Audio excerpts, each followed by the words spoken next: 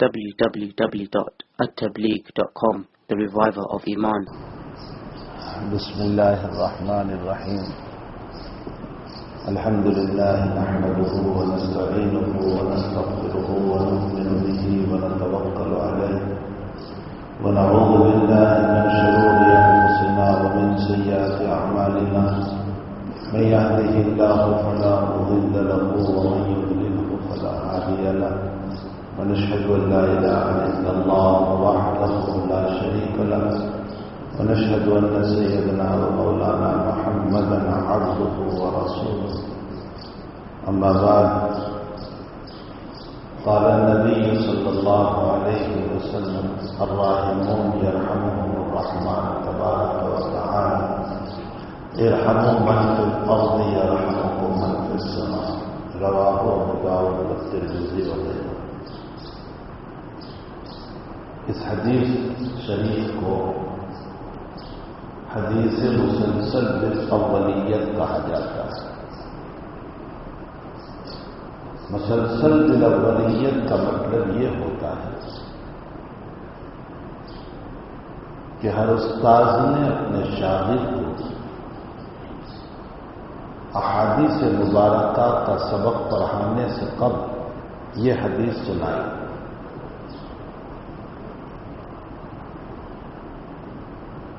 میں اس روایت کو نقل کرتا ہوں. سب سے پہلے میں نے اس حدیث شریف کو سنا.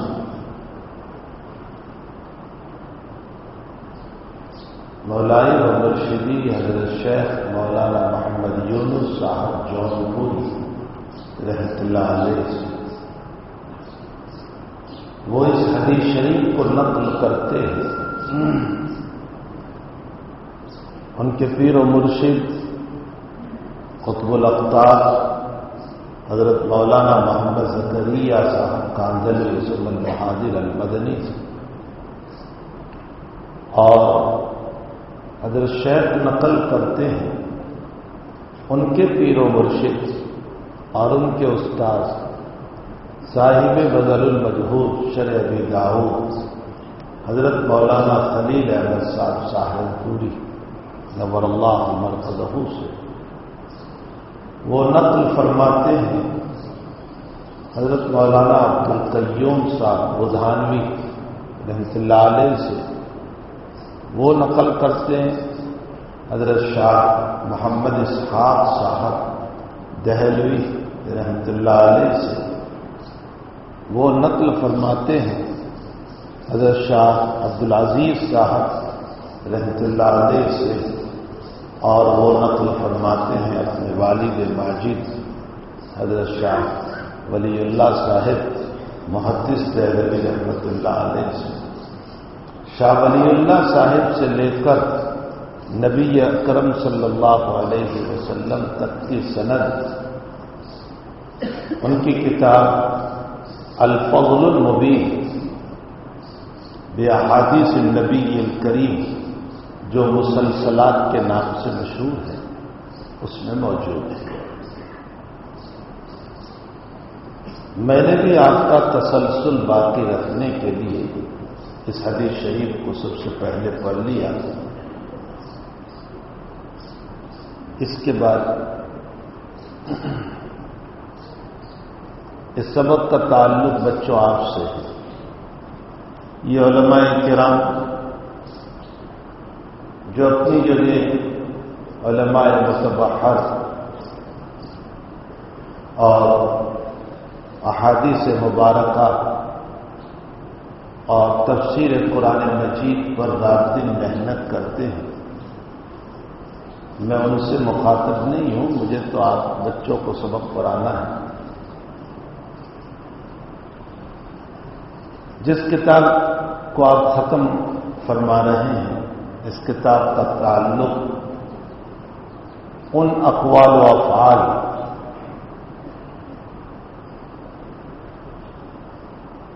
ان صفات و تقاریر سے جس کا تعلق ذات اقدس صلی اللہ علیہ وسلم سے.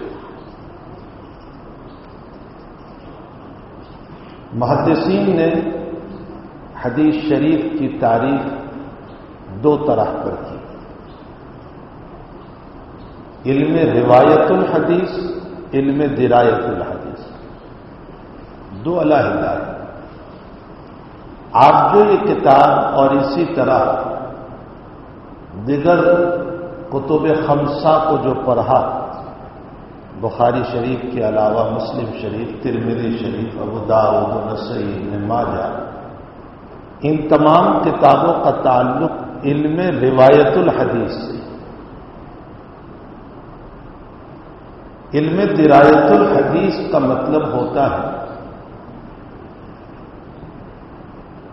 جس میں رجال سے گفتگو ہو، سند سے گفتگو ہو، ثقہ ضعیف ہونے کے حیثیت سے گفتگو ہو، اس کو علم درایت الحدیث کہا جاتا ہے۔ علم درایت الحدیث کی علیحدہ تعریف ہے اور علم روایت الحدیث کی علیحدہ تعریف ہے۔ پھر علم روایت الحدیث کی مختلف تعریفیں محدثین نے بیان کی ہیں۔ آپ نے ان تمام تعریفات کو مقدمہ کتاب میں اپنے استاد سے سن لی ہوگی۔ میں ان تمام تعریفوں کا اجمالی خلاصہ نقل کر دوں۔ علم الحدیث ما اضیف الی النبی صلی اللہ علیہ وسلم قولا و فعلا و صفتا و تقریرا۔ علم روایت الحدیث وہ علم ہے کہ نبی اکرم صلی اللہ علیہ وسلم کی طرف نسبت ہو، آپ کے قول، آپ کے فعل، آپ کی صفات حمیدہ اور تقاریر۔ پہلی تین باتیں تو آپ جانتے ہیں، قولاً آپ کے اقوال، فعلاً یہ بھی آپ جانتے ہیں کہ افعال رسول صلی اللہ علیہ وسلم۔ پھر افعال رسول میں آپ نے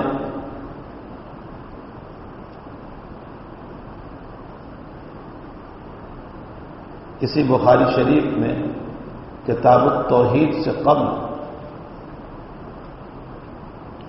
پڑھا ہوگا باب الاتباع بافعال رسول اللہ صلی اللہ علیہ وسلم۔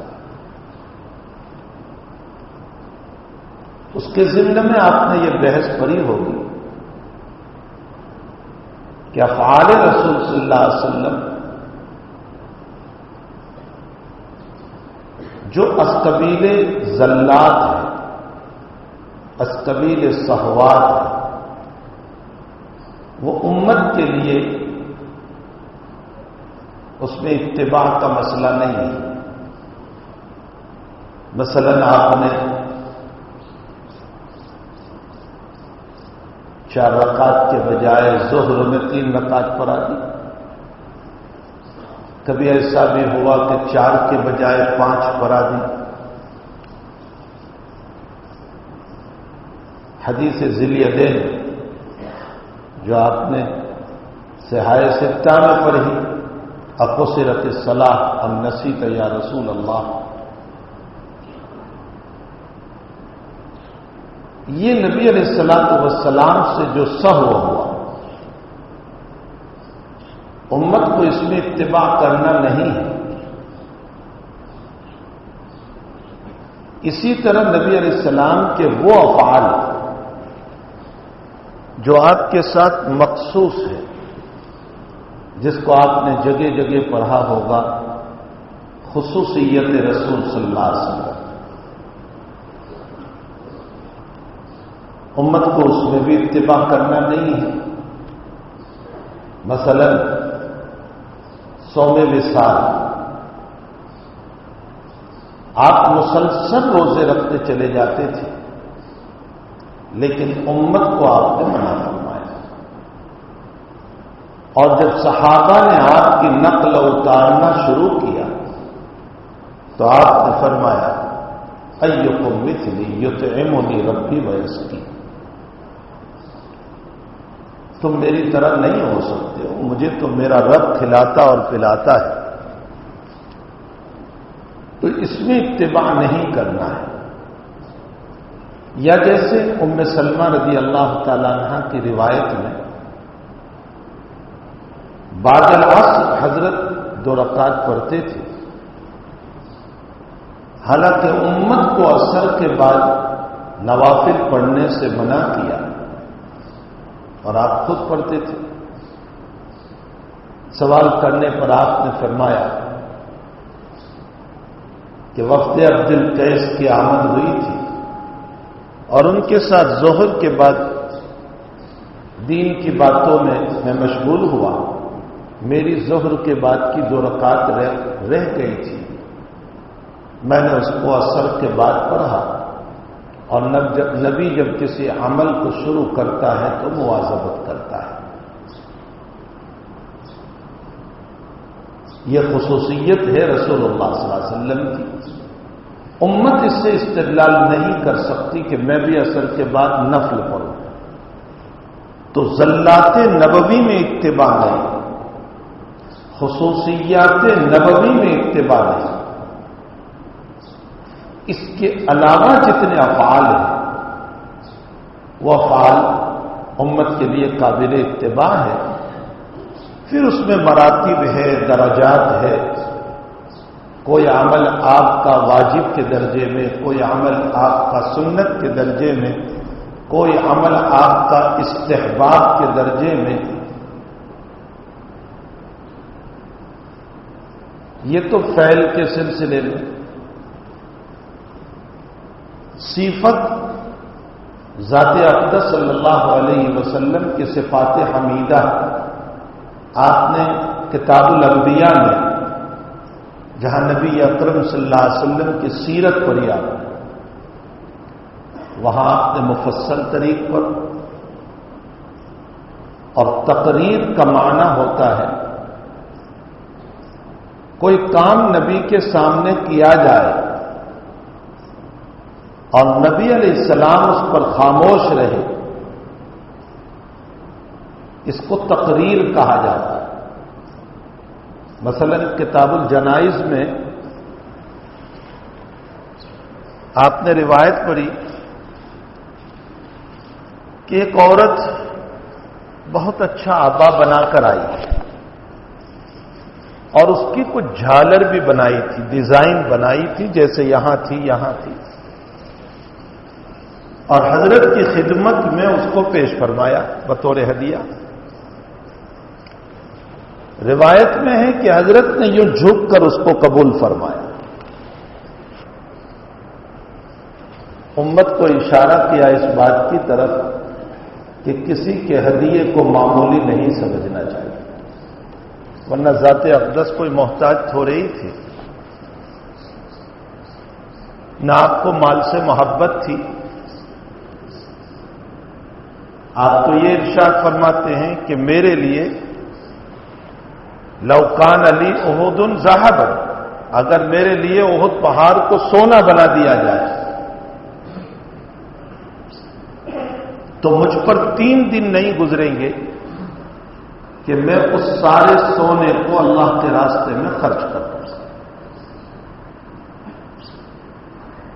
الا دینار، آپ استثناء فرماتے ہیں، مگر وہ 1 دینار میں اس کو اپنے لیے رکھوں گا جو میرے قرض ادا کرنے کے لیے ضرورت ہے، یعنی اگر مجھ پر قرض ہے تو ادائیگی قرض کے لیے میں 1 دینار رکھوں گا، باقی سب صدقہ کر دوں گا۔ نبی تھے، جوامع الکلیم تھے، آپ کی ایک ایک روایت سے بے شمار مسائل، اصول تربیت کے ثابت ہوتے تھے۔ جہاں آپ نے یہ بیان فرمایا کہ میں سارا مال صدقہ کر دوں گا، وہیں پر آپ نے یہ فرمایا مگر دینار میں اس کو رکھوں گا قرض کی ادائیگی کے لیے۔ اہمیت بتائی اس بات کی کہ قرض کا مسئلہ بہت اہم ہے. اس کی طرف اشارہ کرنے کے لیے حضرت نے فرمایا کہ میں اپنے قرض کے لیے 1 دینار کو رکھوں گا جس سے میں اپنا قرضہ ادا کروں. حقوق العباد کی بڑی اہمیت ہے، اس کی طرف نبی اکرم صلی اللہ علیہ وسلم نے اشارہ فرمایا. میں نے ابھی کسی جگہ طلبہ کے اندر ایک بات کہی.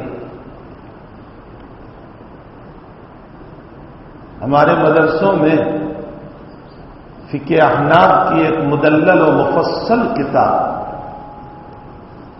جو دلائل عقلیہ و نقلیہ سے مزین ہے اور وہ ہے ہدایت.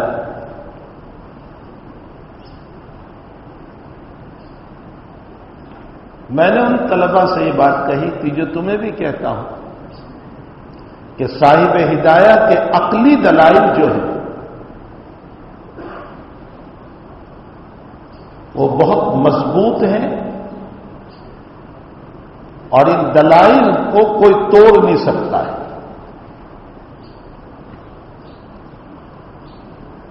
جہاں حضرت امام بخاری کے سلسلے میں آپ یہ پڑھتے ہیں کہ امام بخاری رضی اللہ تعالیٰ عنہ نے غسل کر کے طواف کر کے حدیث کو اپنی کتاب میں جگہ دی. صاحب ہدایہ کے حالات میں لکھا ہے کہ 13 سال میں ہدایہ مکمل کی اور 13 سال تک روزے رکھتے رہے. اور حضرت کے لیے کھانا آتا تھا سحری کا، تو حضرت یہ نہیں فرماتے تھے کہ میں روزہ رکھنے والا ہوں، رکھ لیتے تھے کھانا. اور جب خادم کھانا دے کر چلا جاتا تو حضرت کسی غریب کو دے دیتے تھے، پتہ تک نہیں چلنے دیتے تھے کہ میں نے روزہ رکھا ہے. 13 سال تک. یہاں تو میرا آپ کا حال یہ ہے کہ اتنا کام نہیں کرتے کہ ہم اس پر شور کرتے ہیں کہ یہ میں نے کیا.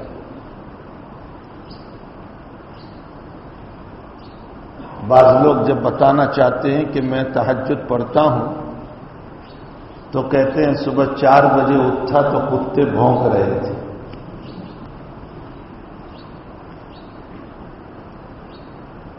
معلوم ہوتا ہے کہ وہ یہ بتانا چاہ رہے ہیں کہ میں 4 بجے اٹھا ہوں. السمع والریا من سمع سمع اللہ تعالی. جو لوگوں کو دکھاوے کے لیے کرتا ہے اللہ دنیا میں شہرت کرا دے گا، آخرت میں کہے گا کہ جاؤ جہنم میں. اس میں عالم بھی ہے، اس میں مجاہد بھی ہے، اس میں سخی بھی ہے. ہم کوئی دودھ کے دھوئے ہوئے نہیں ہیں، ہمارا بھی شمار ہے اس میں. نبی علیہ السلام نے ہمیں بھی اس میں بیان فرمایا، عالم، مجاہد اور سخی. اور یہی وہ 3 جگہیں ہیں جہاں انسان شہرت و ریاکاری کا مریض بن جاتا ہے. یہی وہ جگہ ہے. علم میں، مجاہدین جہاد میں اپنی طاقت کا مظاہرہ، قومیت کا، اور سخاوت میں.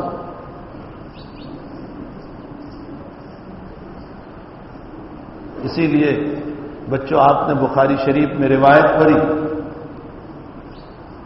کہ جب مسلمان اپنے کثرت بد اعمال کی بنیاد پر جہنم میں جب جائے گا، اللہ حفاظت فرمائے ہماری، تو وہاں ایک آدمی ہوگا،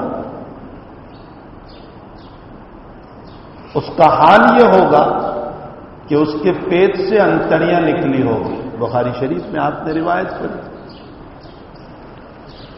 اور وہ اپنی انتڑیوں پر یوں چل رہا ہوگا. نبی علیہ الصلوۃ والسلام فرماتے ہیں کل حمار، گدھے کی طرح. ہمارے زمانے میں جیسے تیلی تیل نکالنے کے لیے بیل جوتتا ہے اور وہ بیل چلتا رہتا ہے قدیم زمانے میں گدھوں کو جوتا جاتا تھا. حضرت اس کی مثال دیتے ہوئے فرماتے ہیں کہ جیسے گدھا گھومتا ہے اسی طرح وہ انسان بھی اپنی انتریوں پر گھومتا ہوگا. تو یہ لوگ پوچھیں گے اس سے کہ آپ کیسے جہنم میں آ گئے؟ انت عامل بالمعروف، تم تو وہ تھے جو دنیا میں ہمیں حکم دیتے تھے بھلائیوں کا، اچھائیوں کا، نماز پڑھو، روزہ رکھو، تمہاری تقریریں ہوتی تھی، تمہارے دروس ہوتے تھے، تم تبلیغی جماعت میں چلوں پر چلے ہوتے تھے. یہ تمہارا کیا حال ہوا کہ تم یہاں آ گئے اور اتنا سخت عذاب کی انتڑیاں نکلی اور اوپر تم چل رہے. تم تو ہمیں بھلائی کا حکم کرتے تھے، برائیوں سے روکتے تھے. تو وہ جواب دے گا میں تمہیں حکم کرتا تھا، میں خود عمل نہیں کرتا تھا.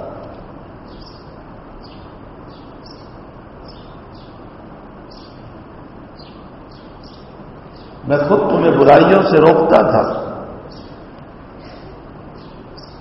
میں خود عمل نہیں کرتا.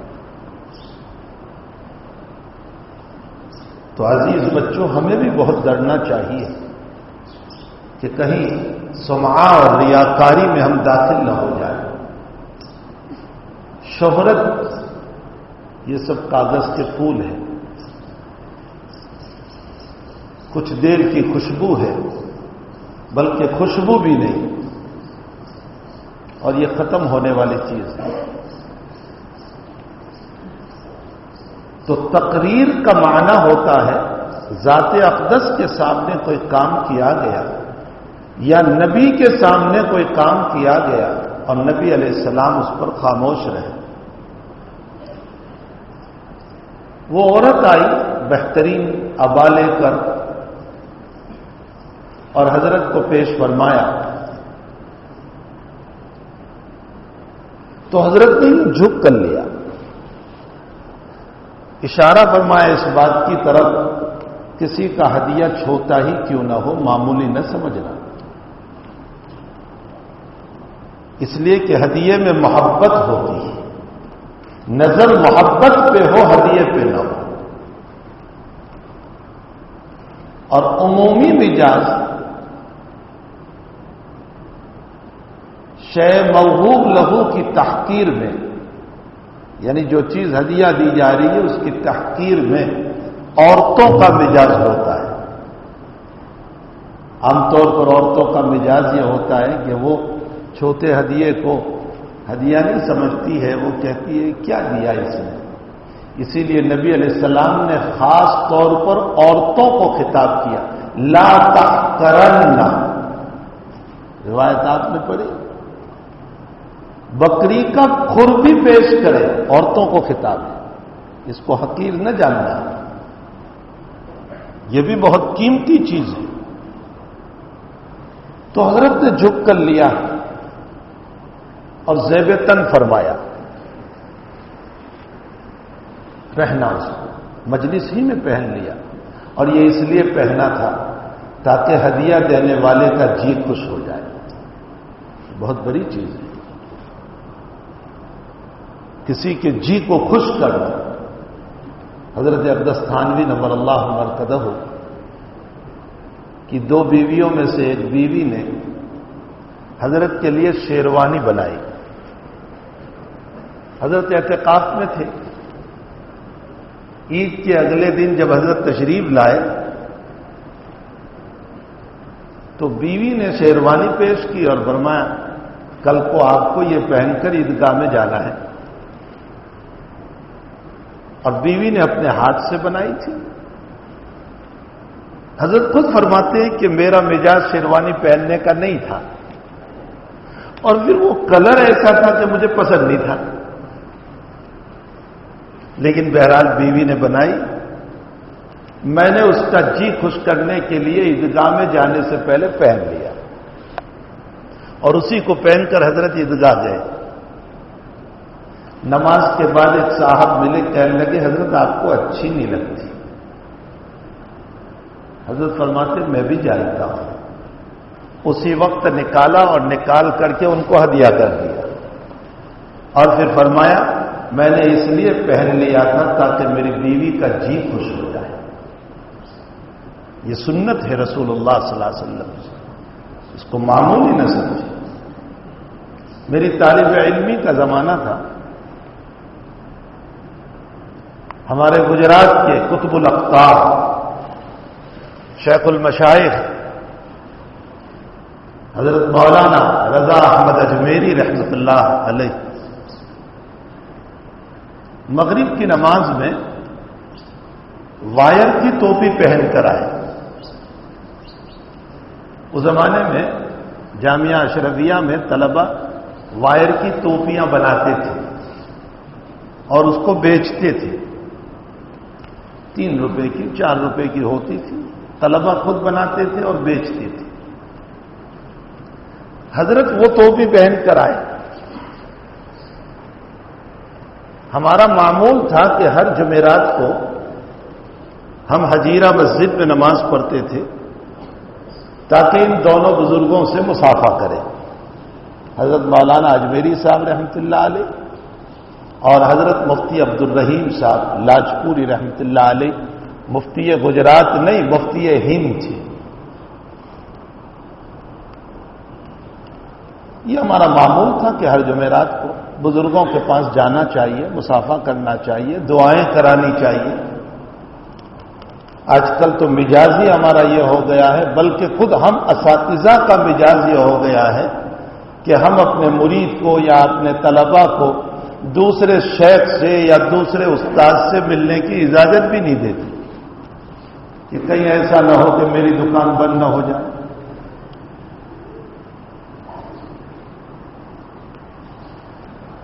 یہ غلط بات ہے۔ جو ہمارے بڑے ہیں ہمیں اپنے طلباء کو خود بھیجنا چاہیے کہ جاؤ ان کے خدمت میں ملو،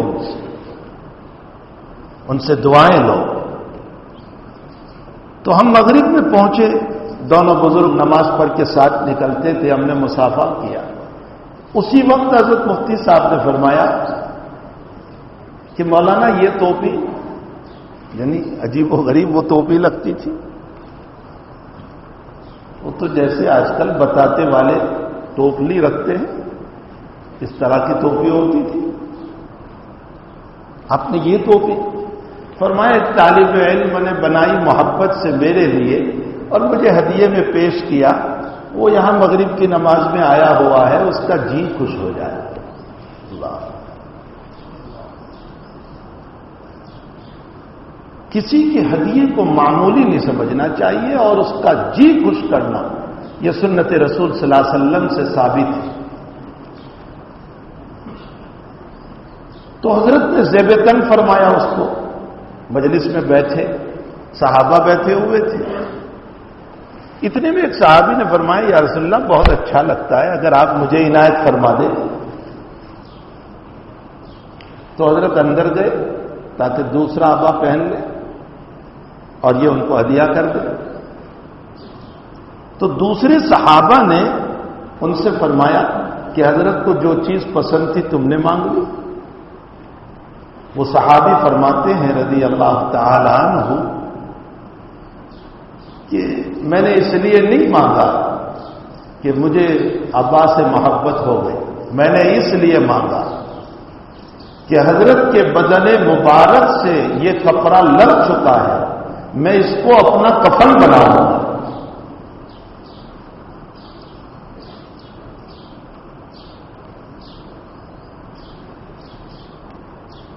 اب اللہ کے نبی یہ بات سن رہے، امام بخاری نے مسئلہ ثابت فرمایا، نبی بات سن رہے اور اس پر نکیر نہیں فرمائی، منع نہیں فرمایا۔ معلوم یہ ہوا کہ اگر کوئی اپنی حیاتی میں اپنا کفن تیار کر لے تو سنت سے اصل موجود ہے، تقریر رسول سے ثابت ہو گیا کہ اگر کوئی اپنی حیاتی میں اپنا کفن تیار کر، یہ ہے تقریر رسول۔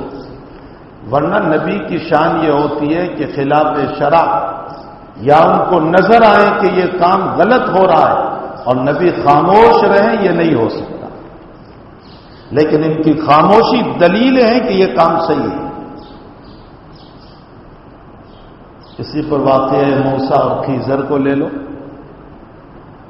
حضرت موسیٰ علیہ الصلوۃ والسلام تشریف لے گئے خضر کے پاس. حکم ربانی تھا، اللہ کا حکم تھا کہ جاؤ.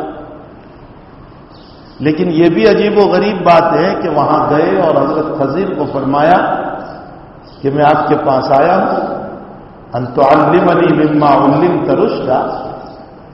یہ نہیں فرمایا اللہ نے بھیجا. دیکھیں، یہ نہیں فرمایا اللہ نے بھیجا. حضرت اقدس تھانوی رحمۃ اللہ علیہ مسائل تصوف میں مسئلہ مستنبط فرماتے ہیں کہ اگر آپ کو کوئی آدمی کسی جگہ بھیجے تو آپ اس بڑے کا نام وہاں پیش نہ کریں.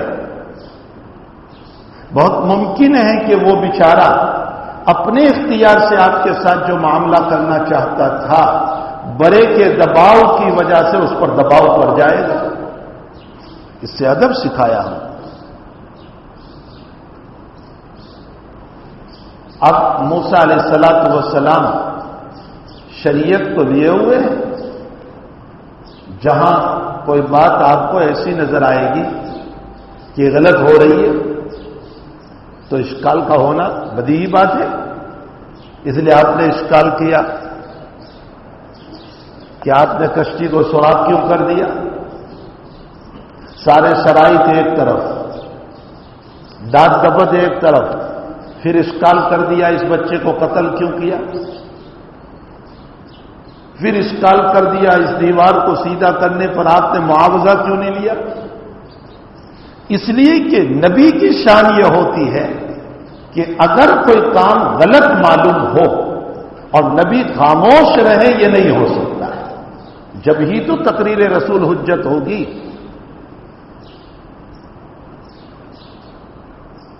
ورنہ تو پھر تقریر رسول کا مطلب ہی کیا ہوگا. یہ اور بات ہے کہ خضر علیہ الصلوۃ والسلام کی اپنی حکمتیں اور اب تعالی جل شانہ کی طرف سے اشارات اور آپ کو وحی کے ذریعے سے ان امور کا مکلف بنایا گیا تھا، لیکن موسیٰ کی نظر میں وہ غلط تھا، اس لیے آپ نے اشکال کر دیا. تو انبیاء کی شان یہی ہوتی ہے. پھر اس کے ساتھ حضرات انبیاء کرام علیہ الصلوۃ والسلام مجتبی و مصطفیٰ ہوتے ہیں. میں یہ تمہیدی بات آپ کو کسی ضرورت کی بنیاد پر کہہ رہا ہوں. انا خلصناہم بخالصۃ اللہ یجتبی الیہ من یشاء. انبیاء مجتبی و مصطفیٰ ہوتے ہیں. حق تعالی جل شانہ کی طرف سے ان کا انتخاب ہوتا ہے.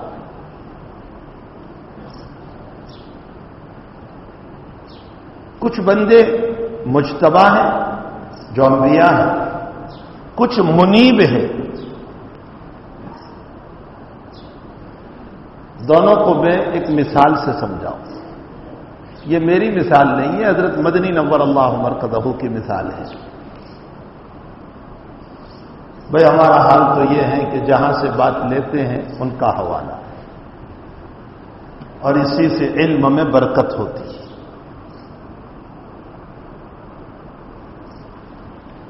حضرت مدنی نور اللہ مرقدہ فرماتے ہیں کہ کچھ تو وہ ہیں جو مجتبی ہیں اور کچھ وہ ہیں جو منیب ہیں.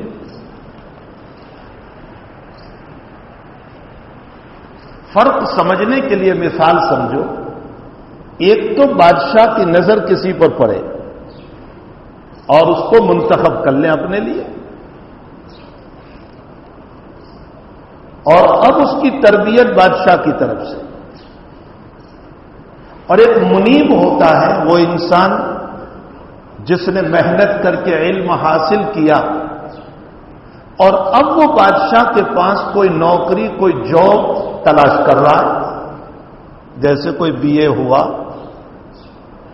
کوئی MB ہوا, کوئی کیا بنا, کوئی کیا بنا, اور پھر اس نے سرکاری نوکری تلاش کی اور یہ بادشاہ کی طرف چلا.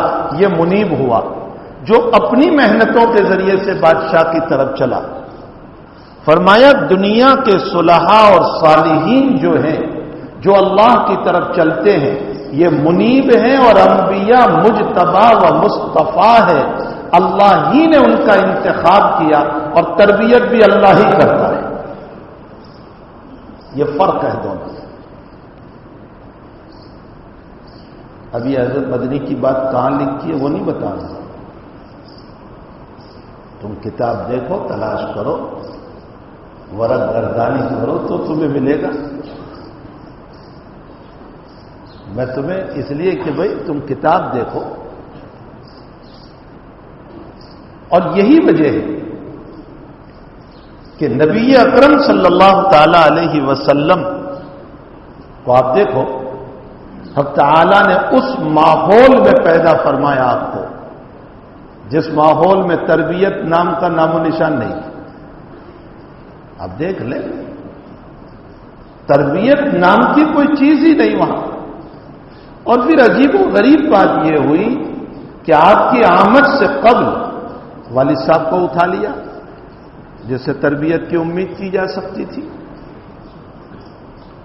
آپ چھوٹی سی عمر 6 سال کی عمر میں ہیں, والدہ کو اٹھا لیا جن سے تربیت کی امید کی جا سکتی تھی. پھر دادا کے حوالے ہوئے تو دادا نے اور چچا نے کیا کام کروایا آپ سے؟ بکریاں چرائی.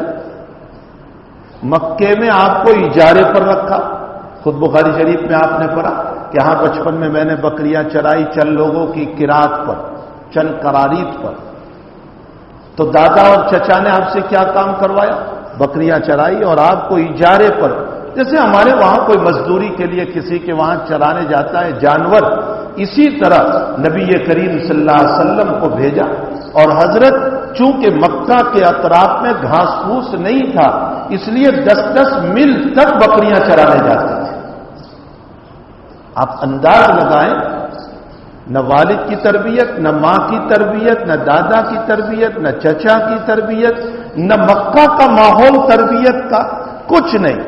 اور ان تمام کے فقدان مسائل تربیت کے باوجود آپ وہ سجا سجایا انسان بن کر کے امت کے سامنے آتا ہے کہ جب آپ کو نبوت ملتی ہے اور صحابہ پر محنت شروع کرتے ہیں تو کسی کو جنریل بنا دیا, کسی کو عالم بنا دیا, کسی کو صوفی بنا دیا, اور کسی کو جج بنا دیا, اور کسی کو بلند مقام پر پہنچا دیا. اور جج بنایا تو ایسا بنایا کہ آج تک ساری دنیا ان کے فیصلوں پر حیران ہے کہ علی نے یہ فیصلہ کیسے کیا. آخر صحابہ پر جو یہ محنت ہوئی براہ راست نبی کریم صلی اللہ علیہ وسلم کی, تو نبی کو کس نے بنایا؟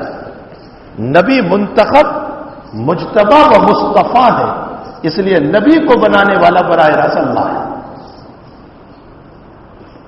اور جس کو اللہ بناتا ہے اس سے گناہ نہیں ہوتی. سیدھا سا مسئلہ ہے. جس کو اللہ بناتا ہے, تربیت کرتا ہے, اس سے گناہ نہیں ہوتے. اسی لیے علماء نے لکھا ہے کہ نبی کے والدین کافر تو ہو سکتے ہیں لیکن بد چلن نہیں ہو سکتے. کافر تو ہو سکتے ہیں. حضرت ابراہیم علیہ السلام کے والد صاحب آزر تھے. ذات اقدس صلی اللہ علیہ وسلم کے والدین پر بحثیں ہیں جو آپ نے مسلم شریف میں پلی ہوگی. ان ابی و اباک فی النار کی تحت علامہ سیوطی نے مستقل اس پر رسالہ لکھ ڈالا کہ ذات اقدس کے والدین کا کیا مسئلہ ہے. بعض کہتے ہیں ناجی ہے, بعض کہتے ہیں ناری ہے. لیکن یہ مسئلہ عقائد میں سے نہیں ہے, اس لیے اس پر بحث کی ضرورت بھی نہیں. کاموں کا اس مسئلے میں الجھاؤ پیدا کرنے کی ضرورت نہیں ہے. تو کافر ہو سکتے ہیں لیکن بد چلن ہے، اس لیے کہ اگر بد چلن ہے تو حرام کا نطفہ، اور نبی کبھی حرام کے نطفے پر نہیں ہو سکتا، اور اسی کو کہا گیا عصمت، اسی کو عصمت کہا گیا۔ انبیاء معصوم ہوتے ہیں، ان کی تربیت براہ راست اللہ کرتا ہے، اور جب آپ کی عصمت ثابت ہوئے گی کہ انبیاء معصوم ہیں تو پھر انبیاء کا قول اور فعل حجت ہوگا۔ جو معصوم ہوگا اس کا قول اور فعل حجت ہوگا، اس کی تقریر حجت ہوگی، اس کی باتیں امت کے لیے حجت بنے گی۔ اب وہ جو اشکالات ہیں کہ اگر انبیاء معصوم ہوتے ہیں تو آدم علیہ السلام کا مسئلہ، حقیقت یہ ہے کہ آدم علیہ السلام کے باب میں تو قرآن نے خود ہی کہہ دیا، فنسی آدم سے بھول ہو گئی۔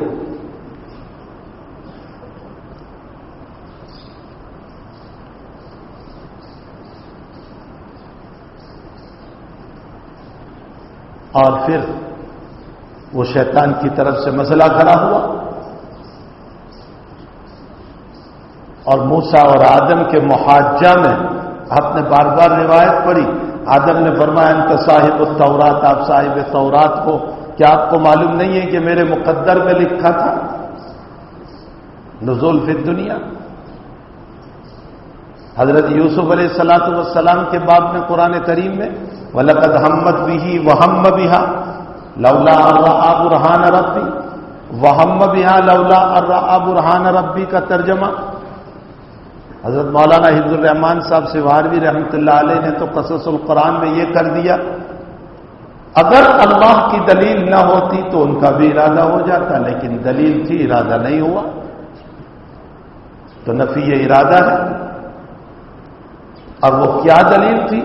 محدثین اور مفسرین فرماتے ہیں کہ جبریل امین یعقوب علیہ السلام کی شکل میں آئے اور یوں کہا خبردار آگے نہ بڑھنا، اور اگر محمد یہاں کو مان بھی لیں آپ تو یہ سرسری حاجز خاطر کا درجہ تھا، اور حاجز خاطر پر کوئی پکڑ وکڑ ہوتی نہیں، اور ہم جیسے بحث کرنے والوں کو کبھی حاجز خاطر پر بھی اشکال ہو جاتا ہے کہ نبی تھے حاجز خاطر بھی کیوں ہوا، تو اللہ نے آگے کہہ دیا انہو من عبادنا المخلصین، خاموں کا شبہات نہ کرنا، یہ اسی لیے فرمایا انہو من عبادنا المخلصین کہ ہماری عقلوں کے اندر ایک بات اترے۔ تو انبیاء معصوم ہوتے ہیں، کبھی انبیاء کرام کسی مصلحت شرعیہ کی بنیاد پر کوئی کام کرتے ہیں، لیکن اس کے مقابلے میں مشیت ربانی کچھ اس سے اعلیٰ ہوتی ہے، تو وہاں کبھی کبھی نبی کو تنبیہ کر دی جاتی ہے، یہ اس قبیلے معاصی نہیں ہے۔ نبی وہ جو کام کرتا ہے وہ مصلحت شرعیہ پر کرتا ہے، لیکن مشیت ربانی جو ہوتی ہے وہ اس سے کچھ اور ہوا کرتی ہے۔ مثلا اسارے بدر کے باب میں ذات اقدس صلی اللہ علیہ وسلم نے مشورہ فرمایا کیا کیا جائے، ابو بکر نے فرمایا فدیہ لے کر چھوڑ دو، عمر نے فرمایا کہ رشتہ داروں کے حوالے کر دو، مسئلہ تمام ہو جائے۔ آپ نے ابو بکر کی رائے پر میلان کا اظہار کر کے فدیہ لے کر چھوڑ دیا، حق تعالی نے تنبیہ فرمائی ہوا، بلکہ خود نبی علیہ السلام فرماتے ہیں کہ اگر اللہ کا عذاب اتر جاتا تو سب سے پہلے محمد پکڑا جاتا، اس لیے کہ یہاں مشیت ربانی کچھ اور تھی۔ عبداللہ ابن ابی کی آپ نے جنازے کی نماز پڑھائی، اپنا پیراہن مبارک دیا، اپنا لعاب مبارک دیا اس کو، آپ کی مصلحت تھی، اور وہ مصلحت آپ نے پلی کہ کرتا تو اس لیے دیا تھا کہ عبداللہ ابن ابی نے بدر میں چچا عباس کو کرتا دیا تھا، تو حضرت چاہتے تھے تلافی ہو جائے، اور ایک دوسری وجہ یہ تھی کہ کہ آپ کے ان اخلاق کریمہ کو دیکھ کر عبداللہ ابن ابی کے ماننے والے منافقین پکے مومن ہو جائے. اسی لیے تاریخ کی روایتوں میں ہے کہ جب عبداللہ ابن ابی کے ساتھ یہ معاملہ نبی علیہ السلام کا ہوا تو 1000 منافقین نے سچے دل سے توبہ کر لی. دیکھیے یہ ہے آپ کی مصلحت جو مصلحت شرعیہ ہے، لیکن مشیت ربانی آگے اتر رہی ہے. پیغمبر آئندہ اس طرح نماز نہ پڑھانا، لا تصلی علی احد منہم مات ابدا ولا تقم علی قبری، آپ کو اجازت نہیں ہے. تو ایک مصلحت نبی ہوتی ہے اور ایک مشیت ربانی ہوتی ہے. یہ اس قبیل تنبیہات ہیں، اس کو معاصی نہیں کہا جاتا. یہ میں اصولی طور پر آپ کو بتا رہا ہوں، آپ اس میں تفصیل میں چلے جائیں گے ایسے بہت سارے واقعات ملیں گے. مکی زندگی میں سرداران مکہ آپ کی خدمت میں آئے اور اسی موقع پر عبداللہ ابن ام مکتوم کی آمد ہو گئی. آپ کی مصلحت یہ تھی کہ عبداللہ ابن ام مکتوم تو ہے ہی میرا پکا جانثار صحابی، لیکن ان کو اگر ایمان مل گیا تو اشاعت دین کا یہ ذریعہ بن جائیں گے. آپ کی مصلحت تھی. مشیت ربانی یہ تھی، مصلحت ربانی یہ تھی کہ یہ ایمان لائیں یا نہ لائیں یہ ایک دوسرا مسئلہ ہے، لیکن جو لایا ہوا ہے اس کی قدر کرنا چاہیے. تو اب تعالیٰ نے تنبیہ فرما دی عبس وتولی ان جاءہ الاعمی وما یدریک لعلہ یزکیٰ. یہ تنبیہات کی قبیل سے، اور وہ مسئلہ ہے کہ ایک طرف مصلحت نبوی ہوا کرتی ہے، مصلحت شرعیہ ہوا کرتی ہے، اور اس کے مقابلے میں حق تعالیٰ جل شانہ کی اپنی مشیت و اپنا منشا کچھ اور ہوتا ہے. تو ایسے موقع پر تنبیہ اللہ کی طرف سے ہوتی ہے. لیکن ان تمام کے باوجود اس کو معاصی نہیں کہا جائے گا. یہ تنبیہات کے مسائل ہے. انبیاء معاصی سے پاک ہوتے اس لیے کہ تربیت گاہ ان کی اللہ کے وہاں براہ راست ہوتی ہے. جب یہ بات سمجھ میں آ گئی تو اب معصوم کا قول حجت ہوگا، گنہگار کا قول حجت نہیں ہوگا. اس لیے کہ اس کے اندر نفس کی آمیزش ہو سکتی ہے. لوگ یوں کہہ سکتے ہیں کہ آپ تو خود ہی گناہ کرتے، ہم آپ کی کیا اتباع کریں گے. یہ کہہ سکتے. یہی تو وجہ ہے کہ آپ نے ابھی قریب میں ایک بحث پڑھی ہوگی اجماع کی. وہاں آپ نے پڑھا اجماع سقوطی حجت ہے یا نہیں.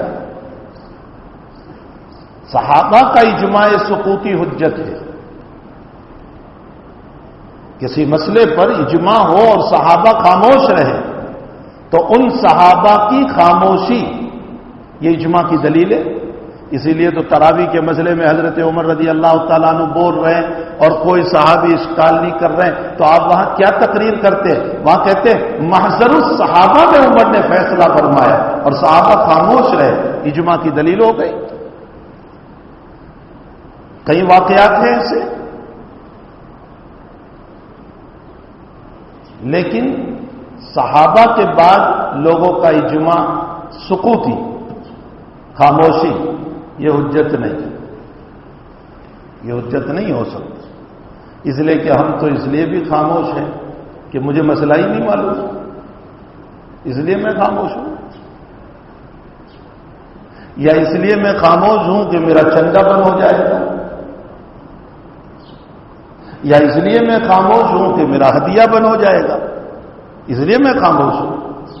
تو ہمارا اجماع جو ہے خاموشی والا سکوتی یہ حجت نہیں. صحابہ کے وہاں یہ مسئلہ ہی نہیں تھا. وہاں تو عمر امیر المؤمنین بن رہے ہیں اور صحابی کھڑے ہو کر یوں فرما رہے ہیں کہ عمر اگر خلاف شرع چلو گے تو تلوار ہے آپ کے لیے. اور عمر کو خوشی ہو رہی ہے کہ اب بھی امت میں ایسے لوگ موجود ہیں. بہرحال حضرات انبیاء معصوم ہیں اور معصوم کا قول و فعل حجت ہے، اور جب آپ کا قول و فعل حجت ہے تو آپ نے یہ پوری کتاب جو مکمل کی اور اس کے علاوہ جتنی کتب احادیث کو آپ نے مکمل کیا، یہ سب اسی نبی کے اقوال و افعال ہیں جو امت کے لیے حجت ہے۔ حضرت امام بخاری رضی اللہ تعالیٰ عنہ اسی سلسلے کی ایک محتم بشان کری ہے۔ آپ کی کتاب مناقب فضائل وہ سب آپ نے مقدمے میں پڑھ لیے، چونکہ عوام الناس کا بھی مجمع ہوتا ہے۔ بخاری شریف کی فضیلت ابو زید مروزی رحمۃ اللہ علیہ فرماتے ہیں کہ میں رکن یمانی اور حجر اسود کے بیچ میں سویا ہوا تھا اور میں نے خواب دیکھا۔ نبی علیہ السلام میرے خواب میں آئے اور مجھے یوں کہا، متی تقرأ کتاب الشافعی لم لم تقرأ کتابی، کب تک تم امام شافعی کی کتاب پڑھتے رہو گے، میری کتاب نہیں پڑھو گے؟ ابو زید مروزی کہتے ہیں میں نے نبی اکرم صلی اللہ علیہ وسلم سے پوچھا، حضرت آپ کی کتاب کون سی؟ دریافت کیا کہ آپ کی کتاب کون سی؟ آپ نے فرمایا محمد ابن اسماعیل کی بخاری شریف یہ میری کتاب ہے۔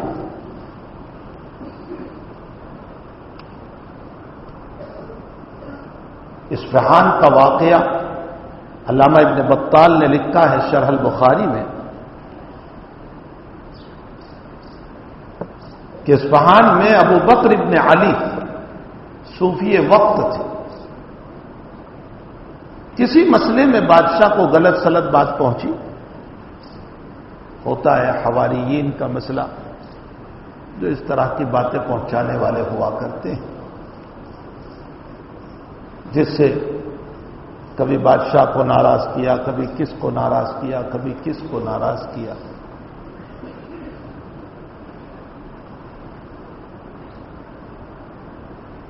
آپ نے ایک واقعہ پڑھا ہوگا خلیفہ منصور کا۔ امام ابو حنیفہ رحمۃ اللہ علیہ کتاب الایمان میں مسئلہ آتا ہے کہ اگر یمین کے ساتھ متصلاً انشاءاللہ کہہ دے تب تو قسم منعقد نہیں ہوتی، انشاءاللہ نے توڑ دیا، لیکن اگر منفصلاً کہے فصل آ گیا پھر انشاءاللہ بولا تو اس کا اعتبار نہیں، یمین منعقد ہو گئی۔ اب جب باتیں بنانے والے باتیں بناتے ہیں نا تو بہت عجیب انداز میں بڑوں کو بدزن کرنے کے لیے باتیں بناتے ہیں، جیسے آج کل مسلمانوں کے خلاف پروپیگنڈوں کے لیے جو باتیں بنائی جا رہی ہے دنیا میں، حالانکہ جب دلائل مانگے جائیں تو ایک دلیل نہیں ہوگی ان کے پاس۔ تو خلیفہ منصور کو جا کر یہ کہا کہ ابو حنیفہ جو ہیں وہ آپ کے دادا حضرت عبداللہ ابن عباس کے خلاف فتویٰ دیتے ہیں۔ دیکھیے کیسا نقل کیا، عبداللہ ابن عباس کے خلاف۔ بھائی آپ بھی بھڑک اٹھو گے اگر صحابی کا نام آ جائے تو امام ابو حنیفہ کو خلیفہ منصور نے بلایا اور کہا کہ آپ میرے دادا کے خلاف فتویٰ دیتے ہیں، اس لیے کہ عبداللہ ابن عباس کا مسلک یہ تھا کہ متصلاً انشاءاللہ کہو یا منفصلاً کہو، یمین جو ہے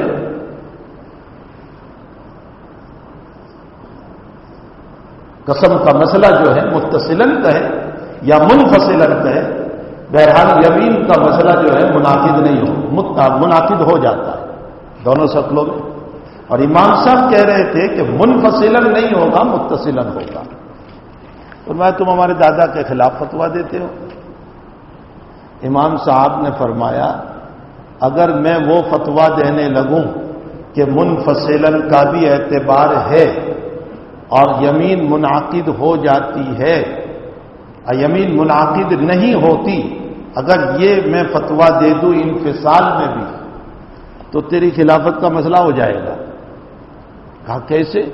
کہا تیرے پاس یوں بیعت کرے گا کہ بادشاہ سلامت میں آپ کے ہاتھ پر بیعت کر رہا ہوں اور باہر جا کر کے مکر جائے گا اور کہے گا بیعت توڑ دیتا ہوں؟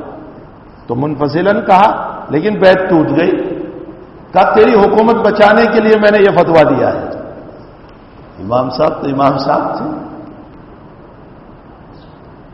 تو خیر میں یہ کہہ رہا تھا کہ علامہ ابن بطال رحمۃ اللہ علیہ فرماتے ہیں کہ ابو بکر ابن علی صوفی وقت تھے، جیل خانے میں ڈال دیے گئے. آپ کو ابو بکر مروزی فرماتے ہیں کہ رسول اللہ صلی اللہ علیہ وسلم میرے خواب میں آئے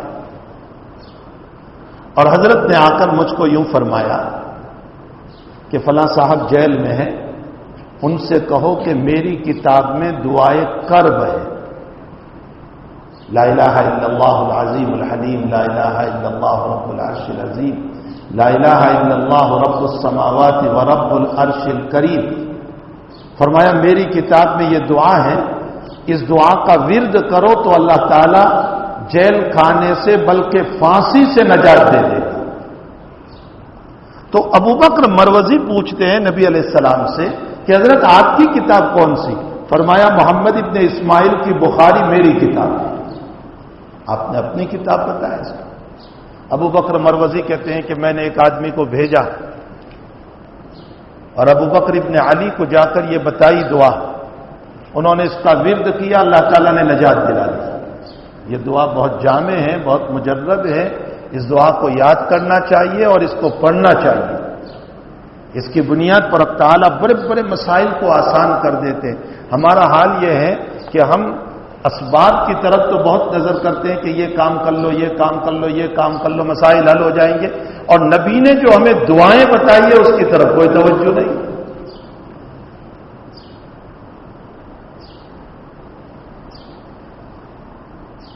ابو جمرہ رحمۃ اللہ علیہ فرماتے ہیں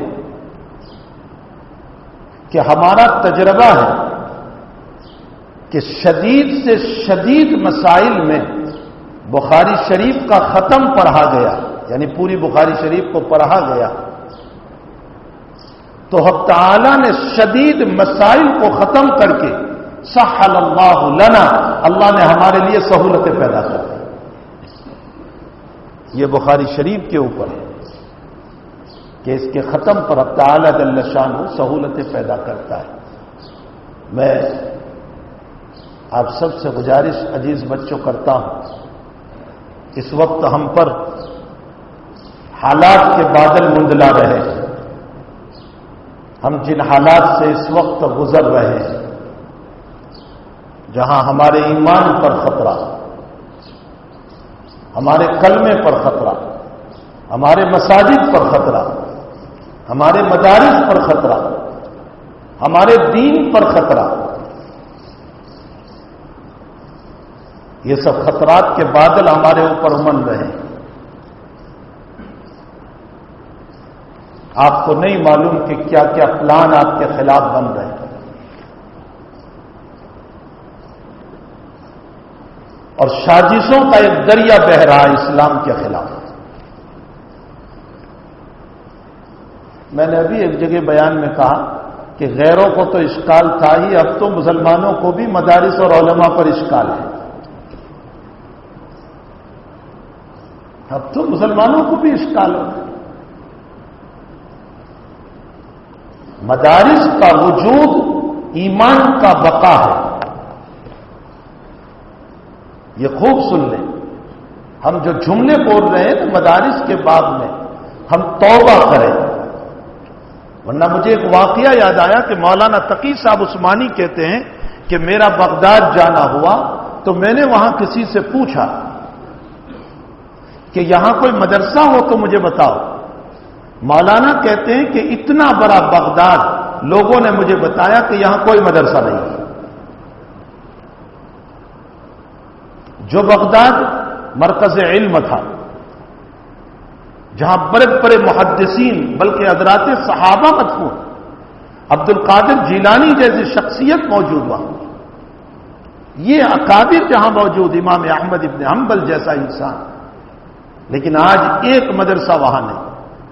مولانا کہتے ہیں پھر میں نے پوچھا کہ اچھا کوئی پرانی تائب کا عالم ہو جس نے پرانے طرز پر پڑھا ہو، وہ ہو تو مجھے بتا دو. تو مجھے بتایا کہ فلاں جگہ ایک مکتب ہے، اس مکتب میں حفظ پڑھانے والے ایک مولانا ہے، وہ پرانی تائب کے ہیں. مولانا کہتے ہیں کہ میں وہاں پہنچا، اور پہنچنے کے بعد میں نے واقعتاً دیکھا کہ وہ پرانے طرز کا آدمی ہے اور اس کے چہرے سے نور پھوٹ رہا ہے. پھر انہوں نے مجھے پوچھا کہ اچھا آپ کے وہاں کیا کتابیں پڑھائی جاتی ہے؟ تو میں نے اپنی مدرسوں میں پڑھائی جانے والی کتابوں کا تذکرہ کیا کہ یہ کتاب فلاں کتاب فلاں کتاب، ان ساری کتابوں کا تذکرہ کیا. تو وہ پھوٹ پھوٹ کر رونے لگے اور بہت دیر تک وہ روتے رہے اور یوں کہا کہ ہم تو اب ان کتابوں کے نام سننے کے بھی محتاج ہو چکے ہیں. یہ میں بغداد کی بات کر رہا ہوں جو علم کا مرکز رہا ہے. کیوں ہوا؟ مولانا تجزیہ کرتے ہیں مولانا تقی صاحب عثمانی، علم اور علماء کی ناقدری ہوئی، اللہ تعالیٰ نے علم کی دولت کو چھین لیا. علم اور علماء کی جب ناقدری ہوتی ہے تو اللہ تعالیٰ علم کی دولت کو اسی طرح چھین لیتا ہے. مجھے اس پر اور ایک واقعہ یاد آیا. مولانا ظفر احمد صاحب عثمانی کا نام آپ نے سنا، اعلیٰ السنن جن کی ہے. مولانا نے 3 سال برما میں پڑھایا ہے. مولانا کہتے ہیں کہ وہاں ایک باپ اپنی بچی کو لے کر آیا، وہ بچی 4 سال کی تھی، 4 سال کی، اور حافظہ تھی. اور عجیب و غریب یہ ہے کہ وہ حافظہ تھی ماں کے پیٹ سے، ماں کے پیٹ سے حافظہ پیدا ہوئی تھی. تو مختلف مجلسیں اس کی قائم ہوئی. مولانا ظفر احمد صاحب فرماتے ہیں کہ بحیثیت ممتحن ایگزامر مجھے طے کیا گیا، میں ہر مجلس میں جاتا تھا، اس بچی کو سوال کرتا تھا اور بچی فٹ سے پڑھنا شروع کر دیتی تھی. 4 سال کی بچی، اور لوگ خوب پیسے دیتے تھے اور باپ پیسوں کو جمع کرتا تھا. مولانا کہتے ہیں کہ میں نے آخری مجلس میں یہ کہا کہ یہ بچی زندہ نہیں رہے گی، مر جائے گی. چند مہینے نہیں گزرے کہ وہ بچی مر گئی. لوگوں نے کہا کہ حضرت آپ کو کشف ہوا تھا، آپ نے کیسے کہا؟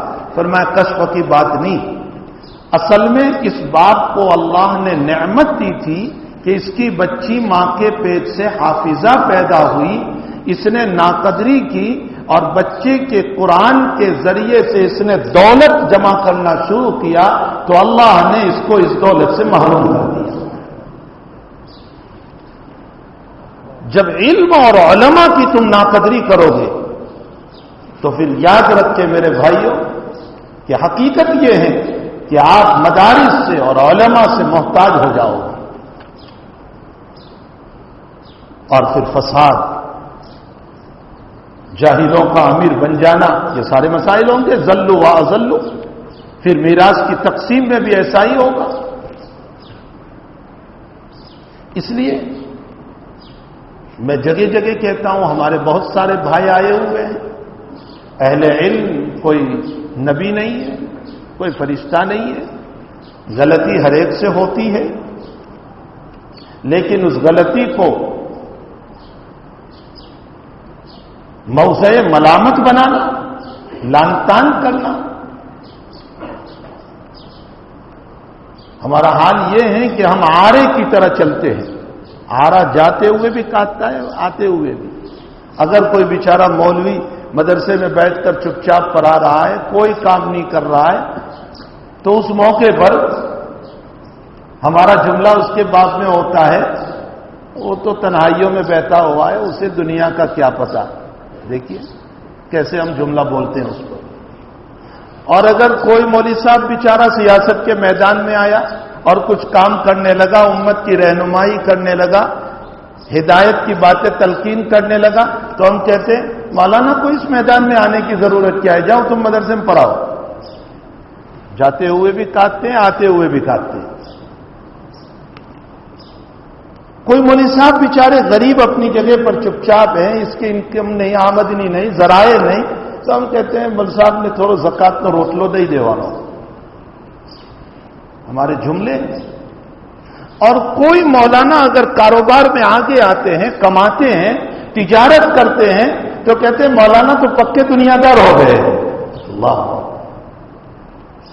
ہماری زبان جو ہے نا اہل علم کے باب میں، آپ اپنی زبان کو سنبھالیں. ہمیں چاہیے کہ ہم اپنی زبانوں کو قابو میں رکھیں. نبی اکرم صلی اللہ علیہ وسلم نے سکوت کی بہت ترغیب دی ہے.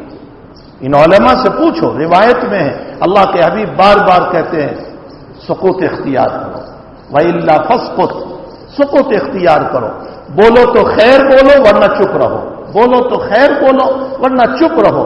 ایذا پہنچانے والے، ضرر پہنچانے والے، دل دکھانے والی باتیں نہ کرو. یہی وجہ ہے کہ آج ہمارا مسئلہ یہ ہو گیا ہے کہ ہم معاف فرمائیں اپنے دکھوں سے دکھی نہیں ہیں، دوسروں کے سکھوں سے دکھی ہیں. ہم اپنے دکھوں سے دکھی نہیں.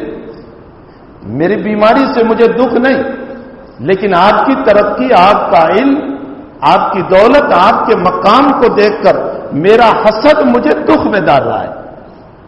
آج ہم دوسروں کے سکھوں سے دکھی ہو چکے.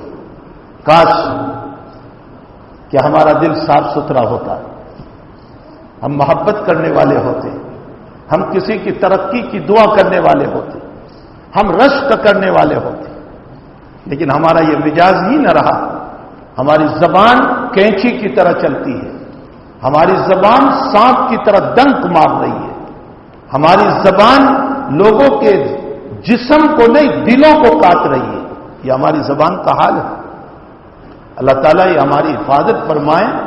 بیچ میں ایک بات آ گئی تھی جو رہ گئی کہ یہ جو ہدایہ ہے 4 جلدوں میں ہے، اس کی صرف 1 جلد عبادت پر ہے، باقی 3 جلدیں معاملات معاشرت پر ہیں. 3 جلدیں صرف 1 جلد عبادت پر ہے. اس سے یہ معلوم ہوتا ہے کہ عبادت 1 ثلث بلکہ 1 ربع مسئلہ ہے، باقی 3 ربع مسئلہ جو ہے معاملات سے تعلق رکھتا ہے. اور عبادت کا مسئلہ تو ایسا ہے کہ آپ 1 مرتبہ استغفر اللہ کہہ دو، اب تعالیٰ جل شانہ آپ کو معاف کر دے گا. حقوق العباد کا یہ مسئلہ نہیں ہو سکتا ہے. یہ بہت تیرا مسئلہ ہے، بہت تیرا مسئلہ.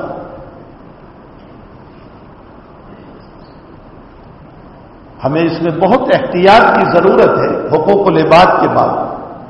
لیکن آج کل حقوق اللہ میں تو ہم بہت آگے ہیں، حقوق العباد میں ہمارے مسائل بہت تیرے ہیں.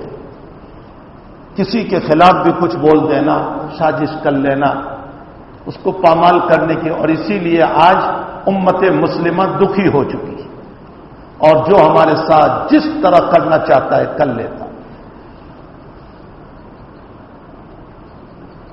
تو بھائی ہمیں حقوق العباد میں امام بخاری نے مستقل ابھی کتاب الاحکام میں ایک باب قائم کیا کہ حاکم کے پاس اگر کوئی مسئلہ آئے اور حاکم کو اس بات کا پتہ ہو، وہ جانتا بھی ہے، پھر بھی فرمایا حقوق اللہ کا مسئلہ ہے تو پردہ ڈال دو. حقوق اللہ کا مسئلہ ہے تو پردہ ڈال دو. مثلا یہ کہ کوئی کسی کو پکڑ کے لے آیا کہ یہ نماز نہیں پڑھتا، اور حاکم کو بھی پتا ہے کہ نہیں پڑھتا ہے، لیکن معاملہ حقوق اللہ کا ہے، فرمایا پردہ ڈال دو. اور حقوق العباد کا اگر مسئلہ ہے، ابھی کتاب الاحکام میں آپ نے باب پڑھا، حقوق العباد کا اگر مسئلہ ہے اور حاکم کو جج کو پتا ہے، تو پھر جج اپنے علم پر فیصلہ کر سکتا ہے بشرطے کہ تہمت کا خطرہ نہ ہو. یہ مستقلاً بخاری نے باب قائم فرمایا. اس سے یہ معلوم ہوتا ہے کہ حقوق العباد کی اہمیت و عظمت یہ بہت زیادہ ہے. ہمیں اس کی طرف توجہ کرنا چاہیے. بہرحال نبی کریم صلی اللہ علیہ وسلم کی باتیں معصومیت کی بنیاد پر قابل اتباع ہیں. بخاری، امام بخاری رضی اللہ تعالیٰ عنہ، اسی کی ایک اہم کڑی ہے. آپ کی اس کتاب کی فضیلت یہ ہے کہ اگر شدائد میں، مصائب میں اس کتاب کو پڑھا جائے، ختم کیا جائے، تو اس صورت میں حق تعالی شدائد کو، مصائب کو ختم کرتا ہے. یہ ابو جمرہ رحمت اللہ علیہ فرماتے ہیں، اور فرماتے ہیں میرا بارہا تجربہ ہے. وہ تجربہ بتا رہے. تو اس وقت ہم پر جو حالات امن رہے ہیں، جو مسائل چل رہے ہیں، جو بادل ہمارے اوپر ظلم کے امن رہے ہیں، جو روزانہ کوئی اخبار پڑھو تو مسلمانوں کے خلاف ہے، ٹی وی ٹیلی ویژن کھولو تو مسلمانوں کے خلاف ہے. ایسے وقت میں آپ طلبہ عزیز سے کہوں گا کہ آپ جب تک آپ کی چھٹیاں نہ ہو، اس بخاری شریف کو مکمل طور پر تقسیم کرتے ہوئے 2 مرتبہ 3 مرتبہ جتنا ختم ہو سکتا ہے اس کا ختم کرو، اور ختم کرنے کے بعد اللہ سے دعا کرو کہ تعالی اس ظلم کے بادل کو ہم پر سے کاٹ دے. اللہم لا تسلط علینا من لا یرحمنا بذنوبنا. اللہ ہمارے گناہوں کی نحوست سے ہم پر ظالم امیر کو مقرر نہ کرنا. تو حضرت امام رضی اللہ تعالیٰ عنہ نے اپنی اس پوری کتاب میں حق کی ترجمانی فرمائی اور باطل کی جگہ جگہ تردید کرتے ہوئے کتاب کے اختتام پر پہنچے. میں نے اس لیے اس بات پر زیادہ نہیں بولنا ہے کہ وہ ساری باتیں آپ پڑھ چکے ہیں. مجھے تو جو اہم اصولی باتیں کہنا تھا وہ میں نے آپ کے سامنے نقل کر دی. باب قول اللہ تعالی ونضع الموازین القسط لیوم القیامہ. ہم ترازو قائم کریں گے انصاف کے لیے قیامت کے دن. موازین موزون کی جمع ہے، میزان کی جمع ہے. یہ بحث ساری آپ کر چکے ہیں. پھر ایک ترازو ہوگی یا متعدد ترازو ہوگی. فخر رازی فرماتے ہیں کہ متعدد ترازو ہوگی، پھر متعدد انسانوں کے لیے ہوگی یا متعدد اعمال کے لیے ہوگی، دونوں قول ہیں. لیکن ابن کثیر وغیرہ کی رائے یہ ہے کہ ایک ترازو ہوگی، لیکن وہ بہت بڑی ہوگی، اس لیے اس کو جمع سے تعبیر فرمایا، اس لیے کہ کبھی اس کے بڑے پن کی بنیاد پر جمع سے تعبیر کر دیا جاتا ہے. عبداللہ ابن عباس کی روایت ہے کہ کفۃ المیزان کا اطباق الدنیا کلھا. ترازو کا ایک پلڑا اتنا بڑا ہوگا کہ اس میں پورے آسمان اور زمین کو رکھ دو تو سما جائے. پھر وزن کیسے ہوگا؟ اس سلسلے میں اکابر کے 3 رائے ہے. ایک رائے تو یہ ہے کہ ہمارے نامہ اعمال تولے جائیں گے، اور اس کے لیے حدیث بطاقہ ما رواہ الترمذی و ابو داؤد وغیرہ ہو. عبداللہ ابن عمرو بن العاص رضی اللہ تعالیٰ عنہ اس روایت کے راوی ہیں. فرماتے ہیں کہ ایک آدمی کو لایا جائے گا، لہو 99 سجلات، اس کے 99 دفتر ہوں گے اور سارے گناہوں سے بھرے ہوئے ہوں گے. ہمارے حضرت کبھی کبھی اس روایت کو بیان کر کے بہت روتے تھے. ہم نے خود بخاری شریف کے سبق میں دیکھا. اس روایت کو اگرچہ دلیل کے طور پر پیش کرتے تھے شیخ یونس صاحب، لیکن اس روایت پر رو پڑتے تھے. کس پر روتے تھے؟ میں اس کی وجہ آپ کو بتاؤں. رونا اللہ کی رحمت کو یاد کر کے ہوتا ہے.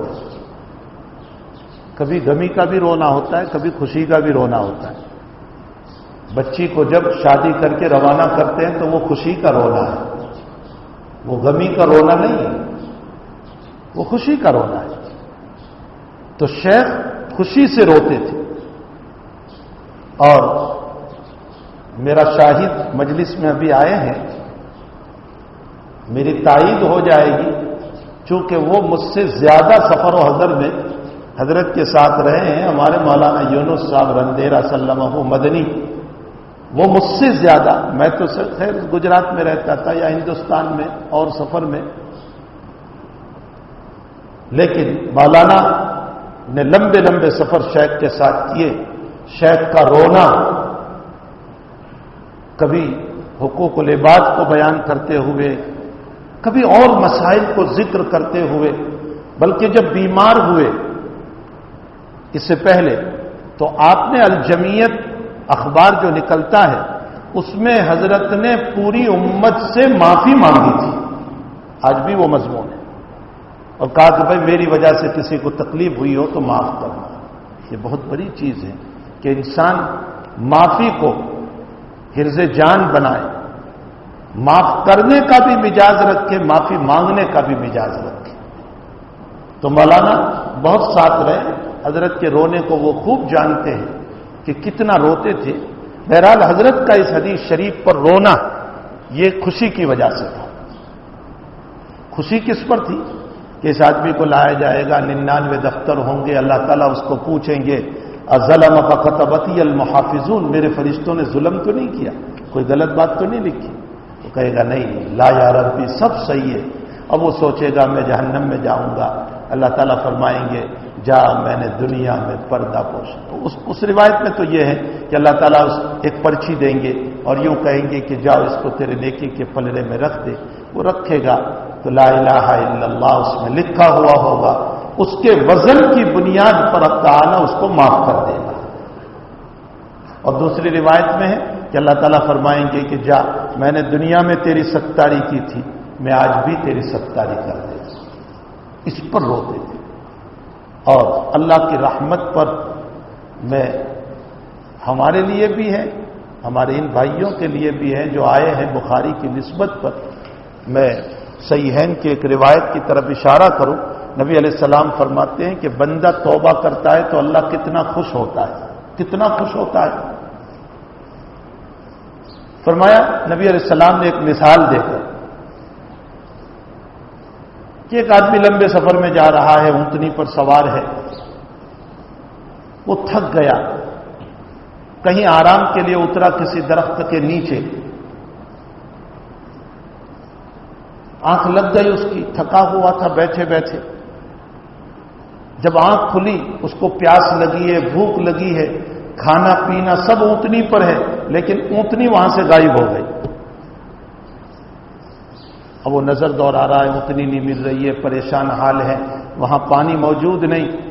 اب اس کو اپنی موت سامنے نظر آنے لگی، وہ آنکھ بند کر کے سو گیا کہ ابھی شاید میری موت ہو، ابھی میری موت ہو۔ اتنے میں کسی چیز کے چلنے کی آواز آ رہی ہے، وہ اپنی آنکھ کھولتا ہے۔ کیسی مثال حضرت فرما رہے ہیں۔ آنکھ اس نے کھولی تو دیکھا کہ اس کی اونٹنی موجود ہے۔ اب نبی علیہ السلام فرماتے اس کا کھانا بھی ملا، پانی بھی ملا، تو اس کو کتنی خوشی ہوگی۔ فرمایا موت کے منہ میں پہنچے ہوئے انسان کو اپنی اونٹنی کے ملنے پر جتنی خوشی ہوتی ہے، ایک بندہ بھٹکا ہوا گنہگار رب کریم کے دروازے پر جب توبہ کے لیے پہنچتا ہے، للہ افرح منک، فرمایا حق تعالی جل شانہ اتنا خوش ہوتا ہے، اتنا خوش ہوتا ہے اس گنہگار بندے کے توبہ پر، اتنی خوشی تو موت کے منہ میں پہنچے ہوئے کو بھی نہیں ہوتی۔ گناہ میں نے کیا، چوری میں نے کی، زنا میں نے کیا، بہت سارے کام میں نے کیے، اور توبہ کرنے چلا تو خوشی اس کو ہو رہی ہے۔ آپ انداز تو لگائیں کیسا رحمان ہے وہ، کیسا رحمان ہے۔ تو بہرحال ایک رائے یہ ہے کہ حدیث بطاقہ سے پتہ چلتا ہے کہ نام اعمال کا، دوسری رائے یہ ہے کہ خود انسان کا، اور تیسری رائے یہ ہے کہ اعمال کا وزن ہوگا۔ امام بخاری رحمۃ اللہ علیہ کی یہی رائے ہے، اسی لیے حدیث شریف لے آئے بطور دلیل کے کلمتان حبیبتان للرحمن خفیفتان علی اللسان ثقیلتان فی المیزان، یہ ثقیلتان فی المیزان خود اعمال کا وزن ہوگا۔ اب اس پر لمبی چوڑی تشریح ہے جو آپ نے پڑھ لی، وَأَنَّ أَعْمَالَ بنی آدم کے اعمال اور اقوال سب تولا جائے گا۔ قولہم بھی ہے اور حاشیے میں اقوالہم بھی ہے۔ اگر قول واحد ہو جیسے متن میں ہے تو اس صورت میں چونکہ زبان ایک ہے اس لیے قول واحد لائے، مصدر کلام ایک ہی ہے۔ اور اگر اقوالہم ہے تو باتوں پر نظر کرتے ہوئے جمع لائے، تو حاشیے کا نسخہ یعنی دوسرا نسخہ اقوالہم بھی ہے۔ میں طلبہ کو اکثر کہتا ہوں کہ کبھی کبھی گیلری بھی دیکھ لیا کرو، یہ سائٹ پڑھے نا، یہ گیلری ہے، یہ گیلری میں بہت سامان ہوتا ہے جس سے مسائل سمجھ میں آ جاتے ہیں، تو کبھی گیلری پر بھی نظر کیا کرو۔ تو قول بھی ہے اقوال بھی ہے۔ وقال مجاہد القسطاس والعدل بالرومیہ، قول کا وزن ہوگا، اس سے معلوم ہوتا ہے کہ ہمیں اناپ شناپ نہیں بولنا چاہیے، زبان کی حفاظت کرنا چاہیے۔ مجاہد فرماتے ہیں کہ قسطاس رومی زبان میں عدل کا معنی ہے. معلوم ہوتا ہے کہ غیر عربی الفاظ موجود ہیں. کتاب التفسیر میں آپ بحث پڑھ چکے. باب قول اللہ تعالی قرآنا عربیا بلسان عربی مبین، اس کی تحت یہ بحث آئی. بہت سارے علماء کہتے ہیں کہ سارا قرآن عربی میں ہے. امام شافعی رحمۃ اللہ علیہ کی یہی رائے ہے. بہت سارے علماء کی یہ رائے ہے کہ نہیں، غیر عربی الفاظ بھی قرآن میں آئے ہیں. حقیقت یہ ہے کہ یہ کوئی تعارضی بات نہیں ہے. وہ غیر عربی الفاظ تھے، لیکن جب عربی میں استعمال ہونے لگے تو اس صورت میں اس پر عربی کا اطلاق ہو گیا. آپ ٹیلی فون بولتے ہیں، عربی میں ٹیلی ویژن بولتے ہیں. اصل کے اعتبار سے ٹیلی فون عجمی ہے، عرب میں چلا گیا ٹیلی ویژن ہو گیا. کرن فل، امرؤ القیس نے اپنے شعر میں اس کو استعمال کیا ہے، کرن فل. اب کتنا فصیح شاعر ہے وہ، اس نے اپنے اشعار میں اس لفظ کو لیا ہے. کرن فل یہ اردو لفظ ہے یا ہندی لفظ ہے؟ یہ تو اصل یہ ہے کرن فل. اور کرن فل بولتے ہیں لونگ کو. لونگ جو ہوتے ہیں اس کو کرن فل کہا جاتا ہے. اور اس کو کرن فل اس لیے کہتے ہیں عجم کے اندر کہ کان میں عورت جو پھول ڈالتی ہے اس کی شکل اور لونگ کی شکل ایک ہی ہے، اس لیے لونگ کو کرن فل کہا گیا. عرب میں یہ لفظ گیا تو ذرا سی تبدیلی کے ساتھ کرن فل بولنے لگے. تو اصل کے اعتبار سے غیر عربی ہے، لیکن بعد میں یہ عربی بنا اور فصیح لفظ بن گیا. امرؤ القیس تو بڑا فصیح آدمی ہے، اس نے اپنے اشعار میں اس لفظ کو استعمال کیا. بہرحال عجم اور عرب دونوں باتیں اپنی صحیح ہے. قریباً 111 الفاظ ہے قرآن کریم میں جو اصلاً عجمی تھے اور پھر بعد میں عرب میں استعمال ہوئے. جیسے سجیل سنگ گل تھا قرآن کریم میں، الم تر کیف فعل ربک میں سجیل جو آیا یہ اصل میں سنگ گل تھا. خود امام بخاری رحمۃ اللہ علیہ نے نقل فرمایا. اور سنگ گل فارسی لفظ ہے. ویقال القسط مصدر المقسط، اور کہا جاتا ہے قسط مقسط کا مصدر ہے. یہ بے حذف الحروف ہے، بے حذف الزوائد ہے، ورنہ مقسط کا مصدر تو اقساط ہے. وہو العادل ترجمہ ہوتا ہے انصاف کرنے والا، یعنی مقسط انصاف کرنے والا. اور قاسط جب ثلاثی مجرد میں ہو تو ظالم. وَأَمَّا الْقَاسِطُونَ فَكَانُوا لِجَهَنَّمَ حَطَبًا. وبه قال حدثنا احمد بن اشقاب قال حدثنا محمد بن فضيل عن عمارة بن القعقاع عن ابي زرعة عن ابي هريرة رضي الله تعالى عنه قال قال النبي صلى الله عليه وسلم كلمتان حبيبتان الى الرحمن خفيفتان على اللسان ثقيلتان في الميزان سبحان الله وبحمده سبحان الله العظيم. امام بخاری رحمۃ اللہ علیہ کی پیش کردہ حدیث اس باب کا دلیل ہوتی ہے. جو دعویٰ ہے اس کی دلیل. آپ کا دعویٰ یہ ہے کہ اعمال تولے جائیں گے، اس کی دلیل یہ پیش کر دی کہ دیکھو روایت میں صراحتاً آیا ہے ثقیلتان فی المیزان. معلوم ہوتا ہے خود اعمال کا وزن ہوگا. اور اللہ تعالیٰ کیسے اعمال کا وزن کریں گے؟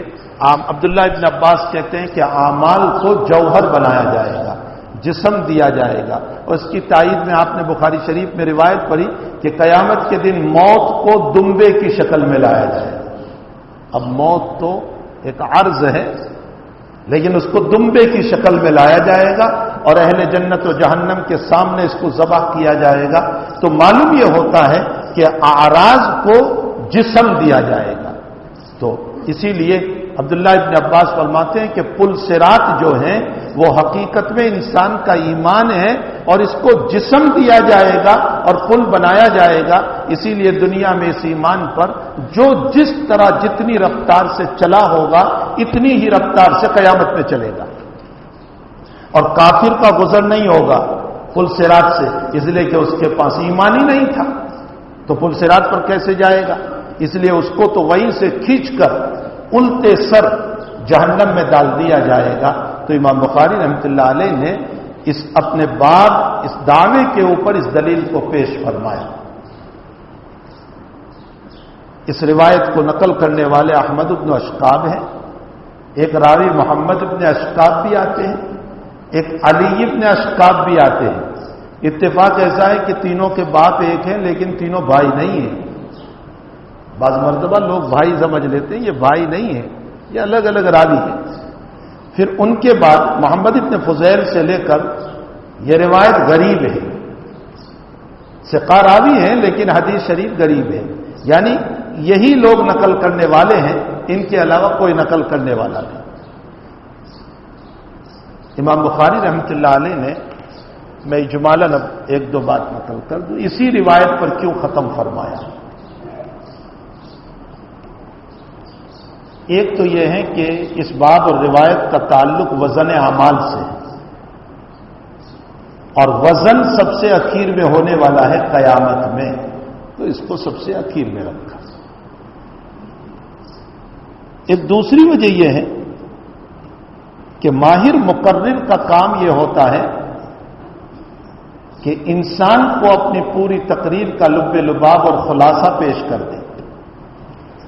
امام بخاری رحمۃ اللہ علیہ نے نبی اکرم صلی اللہ علیہ وسلم کی مکمل شریعت کو پیش کر کے اخیر میں آپ کے دماغ کو مستحضر کرا دیا کہ تمہارے اعمال و اقوال کا وزن ہونے والا ہے، ذرا فکر سے کام لینا۔ ہمارے علامہ انور شاہ صاحب رحمۃ اللہ علیہ فرمایا کرتے تھے، جب بخاری شریف کا آخری سبق پڑھاتے تھے، حضرت فرماتے تھے ظالموں جاؤ میں نے تم کو مولوی بنا دیا۔ اس کو کیوں فرماتے تھے؟ اس لیے کہ مسلم، ترمذی، ابو داؤد ساری پوری کر لو، سند تو اسی پر ملے گی، اس کے بغیر تو سند ملے گی نہیں۔ اس لیے فرماتے تھے جاؤ ظالموں میں نے تمہیں مولوی بنا دیا۔ اور پھر ایک جملہ فرماتے تھے کہ قیامت میں تو وزن ہوگا ہی ہوگا، اب تو تمہارا وزن دنیا میں بھی ہوگا، لوگ دیکھیں گے کہ مولوی صاحب کیسے چلتے ہیں۔ بات تو تھوڑی سی مزاح کی ہے لیکن حقیقت ہے، لوگ ہمارا وزن کرتے ہیں، مولانا بولتے کیسے ہیں، مولانا بات کیسے کرتے ہیں، مولانا چلتے کیسے ہیں، مولانا کا انداز گفتگو کیا ہے۔ معلوم یہ ہوتا ہے کہ یہاں بھی ہمارا وزن ہوتا ہے۔ بہرحال اس کو اخیر میں لا کر ہمیں استحضار کرا دیا کہ قیامت میں تمہارا وزن ہوگا۔ ایک تیسری وجہ یہ ہے کہ نبی علیہ السلام نے فرمایا کہ جب تم مجلس کو ختم کرو تو اخیر میں پڑھ لیا کرو سبحان اللہ بحمدہ، سبحان اللہ بحمدہ، استغفرک واتوب الیہ، رواہ الترمذی۔ لیکن وہ حدیث شریف بخاری کی شرط پر نہیں، بخاری بھی اسی دعا پر ختم کرنا چاہتے تھے، اس لیے کہ آپ کی یہ مجلس اب ختم ہو رہی ہے، لیکن وہ روایت آپ کی شرط پر نہیں، آپ نے اپنی روایت سے اختتام فرمایا اور اللہ کی تعریف کی روایت لے آئے، سبحان اللہ وبحمدہ سبحان اللہ العظیم۔ اور جب کوئی اللہ کی تعریف کرتا ہے تو اللہ اس کو معاف کر ہی دیتا ہے۔ اور پھر ان کلمات کو لا کر یہ بتایا کہ صفت جلال و صفت جمال، جتنی صفات ہے جو کتاب التوحید میں آپ نے پڑھی، سبحان اللہ میں صفت جلال ہے، وبحمدہ میں صفت جمال ہے، تمام صفات کا مجموعہ بیان کر دیا۔ اور پھر اشارہ کیا اس بات کی طرف کہ میں اپنی کتاب کا اختتام کر رہا ہوں، اے اللہ میری کتاب میں کوئی نقص ہو سکتا ہے، پاک تو اللہ تیری ہی ذات ہے، سبحان اللہ، پاک تو تیری ہی ذات ہے، اور تعریف کے لائق اگر کوئی ہے تو تیری ہی ذات ہے۔ ابتدا اور انتہا میں ربط امام نے انما الاعمال بالنیات سے شروع کیا، جو عمل کی ابتدا ہے، عمل سے پہلے نیت ہے تو عمل کی ابتدا ہے، اور وزن ہوگا یہ عمل کا اختتام ہے، یہ دونوں کے درمیان ربط ہو۔ ایک دوسری بات یہ ہے کہ پہلی روایت حضرت عمر سے اور آخری روایت ابو ہریرہ سے، اور دونوں مہاجر ہیں، اشارہ کیا کہ یاد رکھو ہجرت کرو گے تو علوم ملیں گے، ہجرت نہیں کرو گے تو علوم نہیں ملیں گے، ترک وطن کرنا ہوگا، مصائب برداشت کرنا ہوگا، مشقتیں جھیلنا پڑے گا، تب جا کر علم ملے گا۔ ایک تیسری مناسبت یہ ہے کہ پہلے استاذ بخاری کی شروع میں حمیدی ہے اور آخری استاذ احمد ہے، اور دونوں کا مادہ حمد ہے۔ امام نے اشارہ کیا کہ میں اپنی پوری کتاب میں از اول تا آخر نیت محمودہ کے ساتھ چلا ہوں۔ اے میری کتاب کے پڑھنے پڑھانے والوں، تم بھی نیت محمودہ رکھنا تاکہ اللہ تمہیں دار الحمد میں داخل کرے، جہاں تم کو کہا جائے گا وآخر دعوانا ان الحمد للہ رب العالمین۔ اور بھی اس کے علاوہ مناسبات ہیں۔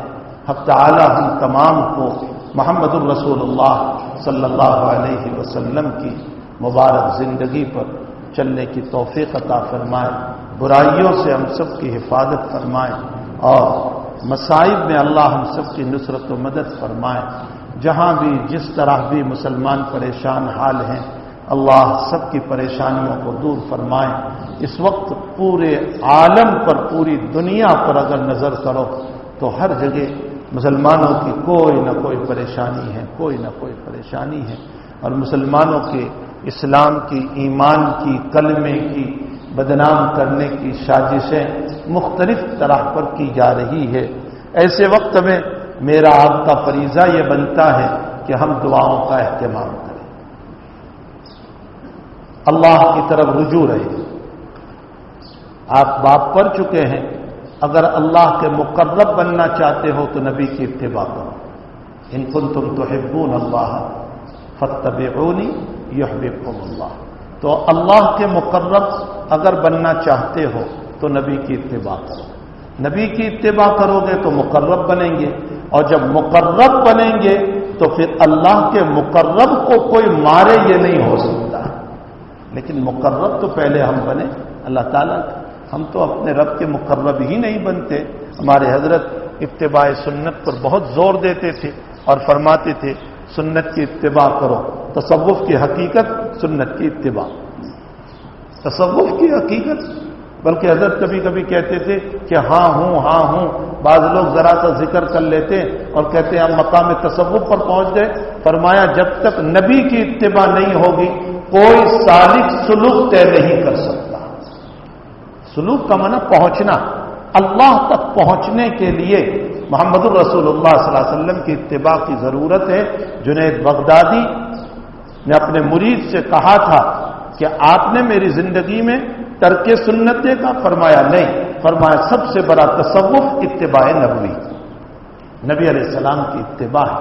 اس لیے ہمیں چاہیے کہ نبی علیہ السلام کی اتباع کریں، اللہ سے دعاؤں کا اہتمام کریں، اسباب ایسے اختیار کریں جس کی بنیاد پر مظالم سے ہم بچ جائیں، پھونک مار مار کر چلیں، اپنی زبانوں کی حفاظت کریں، جہاں چاہے جس طرح نہ بولے۔ تمہارے پڑوس میں دوست کی شکل میں شاید کہ تمہارا دشمن بیٹھا ہوا، تمہیں علم نہیں، اس لیے پھونک مار مار کر چلے، زبانوں کی حفاظت کریں۔ نبی نے ترغیب دی اس کو چپ رہو، چپ رہو، اسی میں ہمارے لیے خیر ہے، اور زیادہ بولنے میں ہمارے لیے وبال ہے۔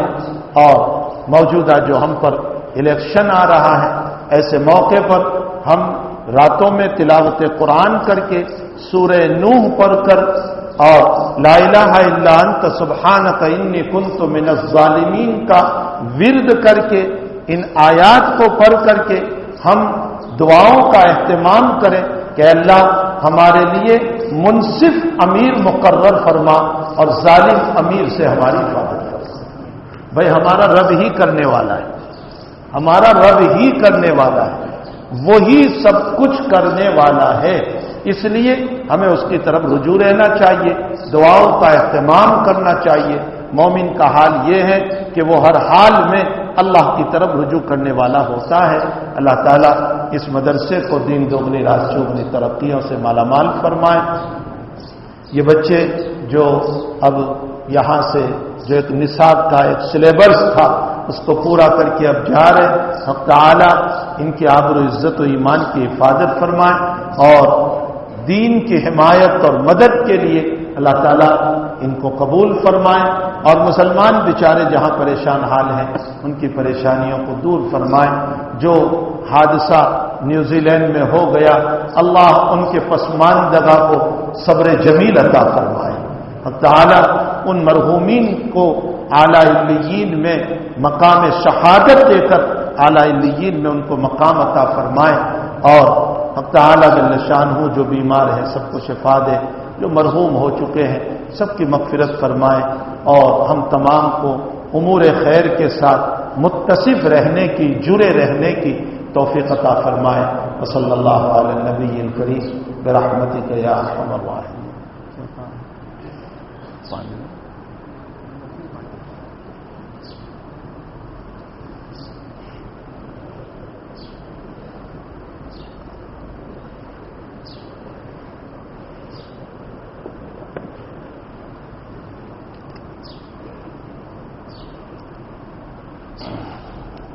درود شریف۔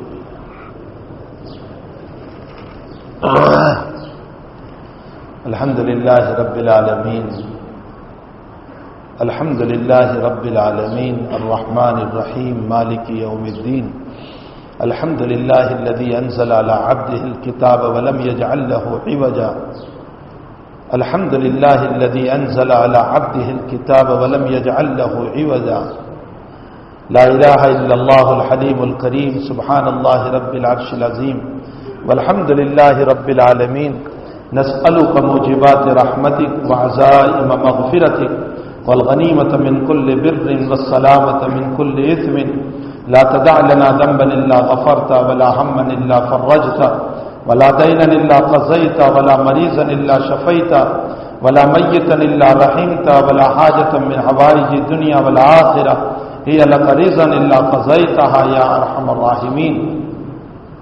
اللهم صل وسلم دائما أبدا على حبيبك خير الخلق كلهم، اللهم صل وسلم دائما أبدا على حبيبك خير الخلق كلهم، اللهم صل وسلم دائما أبدا على حبيبك خير الخلق كلهم۔ اللهم ربنا آتنا في الدنيا حسنة وفي الآخرة حسنة وقنا عذاب النار، اللهم وفقنا لما تحب وترضى من القول والعمل، وجنبنا الفواحش والمعاصي والخطايا والزلل، اللهم عافرنا وأغفرنا وأصلح لنا شأننا كله، اللهم ربنا لا تسلط علينا من لا يرحمنا بذنوبنا، اللهم ربنا لا تسلط علينا من لا يرحمنا بذنوبنا، اللهم ربنا لا تسلط علينا من لا يرحمنا بذنوبنا۔ اللہ ہمارے گناہوں کو معاف فرما، ہمارے قصوروں سے درگزر فرما، ہماری سیئات سے معافی عطا فرما، ہمارے جلی خفی ظاہر باطن کو معاف فرما، ہمارے اللہ رات کے اندھیرے میں اور دن کے اجالے میں جو جان کر یا انجان کر بہت ساری بغاوتیں اور نافرمانیاں ہوئی ہیں، رب کریم ہمارے ان گناہوں پر معافی کا قلم پھیر دے، عفو درگزر فرما دے۔ اے اللہ تیری ذات وہ ہے جس نے گناہوں کے کرنے پر ہمارے کندھوں پر ہاتھ رکھ کر ہماری ستاری فرمائی ہے، مولا ہمیں ان نعمتوں کی شکر کی توفیق عطا فرما اور تیرے نیک بندے بننے کی توفیق عطا فرما۔ اے اللہ صبح سے شام تک تیرے احساس پر جی رہے ہیں، تیرے کھانے پر جی رہے ہیں، تیرے پانی پر جی رہے ہیں، تیری زمین پر چل رہے ہیں، اے اللہ تیری راتوں کے اے اللہ بنائی ہوئی نیند جو تو نے ہم کو عطا فرمائی ہے، ان تمام نعمتوں کے ساتھ اللہ ہم زندگی گزار رہے ہیں، لیکن مولا ہم بغاوت میں ہیں، ہم نافرمانیوں میں ہیں، ہم ضلالت میں زندگی گزار رہے ہیں، ہم گمراہیوں میں زندگی گزار رہے ہیں، ہم نبی کے خلاف سنتوں کو چھوڑ کر زندگی گزار رہے ہیں۔ اے اللہ پھر بھی تو کیسا کریم اور رحیم مولا ہے، تیری ذات وہ ہے جو موسیٰ کی نافرمانی پر ان کے بستروں کو خون سے بھر دیا تھا، ان کے بستروں کو میدکوں سے بھر دیا تھا، ان کے بستروں کو کیڑوں سے بھر دیا تھا۔ اے اللہ تو اس امت میں عشاء کی نماز چھوڑنے والے کے بستر کو بھی سانپ سے بھر سکتا ہے، بچھو سے بھر سکتا ہے، تو راتوں کی نیند سے محروم بھی کر سکتا ہے، لیکن رب کریم نہ تو نے سانپ بھرے نہ بچھو بھرے، بلکہ عشاء کی نماز چھوڑ کر سونے والوں کو بھی تو نے میٹھی نیند عطا فرمائی۔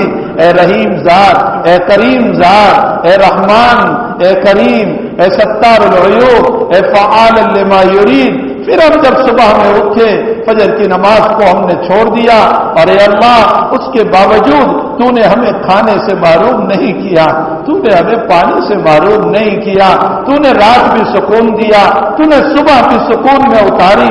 اے اللہ تیری بغاوت کی حد ہو چکی ہے مولا ہماری طرف سے، اور تیری عنایتوں کی حد ہو چکی ہے مولا تیری طرف سے۔ اپنے باغیوں کو معاف فرما دے، اپنے باغیوں کو معاف فرما دے، اپنے باغیوں کو معاف فرما دے۔ اے اللہ ہم تیرے در کے اقراری مجرم ہیں، اللہ ہم اقرار کرتے ہیں کہ ہم معاصی میں ڈوبے ہوئے ہیں۔ اے اللہ اگر تو نے معاف نہیں کیا تو کوئی مولا نہیں ہے، کوئی رب نہیں ہے، کوئی اللہ نہیں ہے، کوئی دوسرا معبود نہیں ہے کہ جس کو منانے جائیں گے اور تجھ سے مقابلہ کرائیں گے۔ تو ہی ایک مولا، تو ہی ایک مربی، تو ہی ایک آقا، تو ہی ایک رب، سب کچھ ہمارا تو ہی ہے۔ اے اللہ ہم جیسے بھی ہیں تیرے بندے ہی تو ہیں۔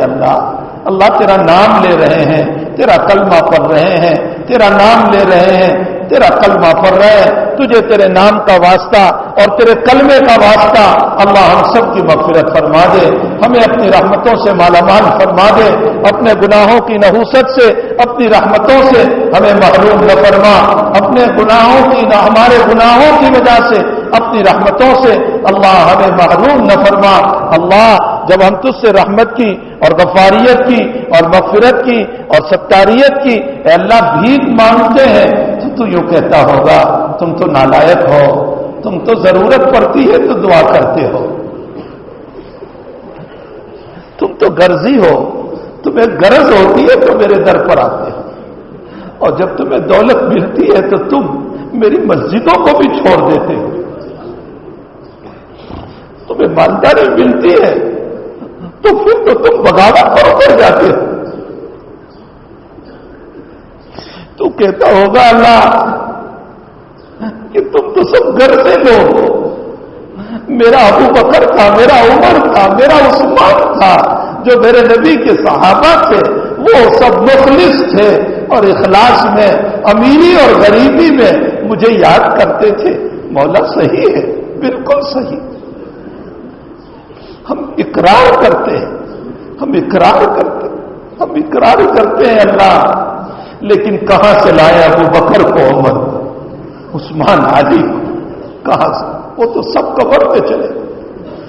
جیسے بھی ہے اللہ ہم ہی ہے، تیرا نام لے رہے ہیں، تیرا کلمہ پڑھ رہے ہیں، اللہ ہم دکھی ہے، اللہ ہم دکھی ہے، مسلمانوں سے زیادہ دکھی کوئی نہیں اس زمین پر،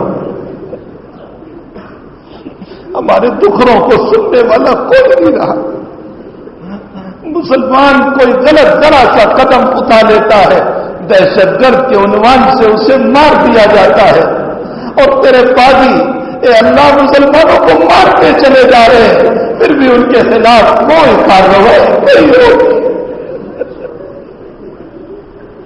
ہم مظلوم ہیں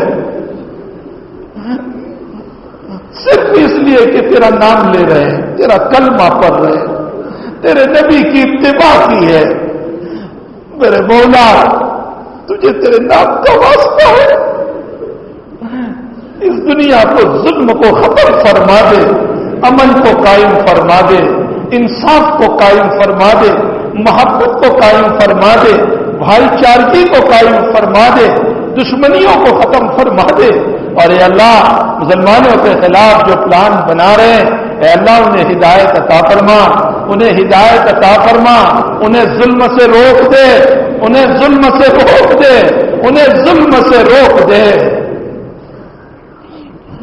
اور اگر ان کے دلوں پر کفر کا مہر ہے تو مولا پھر ان کو پاس فرما دے، ان کی پکڑ فرما لے، ان کو ختم فرما دے، ان کے پلانوں کو فیل فرما دے، ان کی میٹنگوں کو فیل فرما دے۔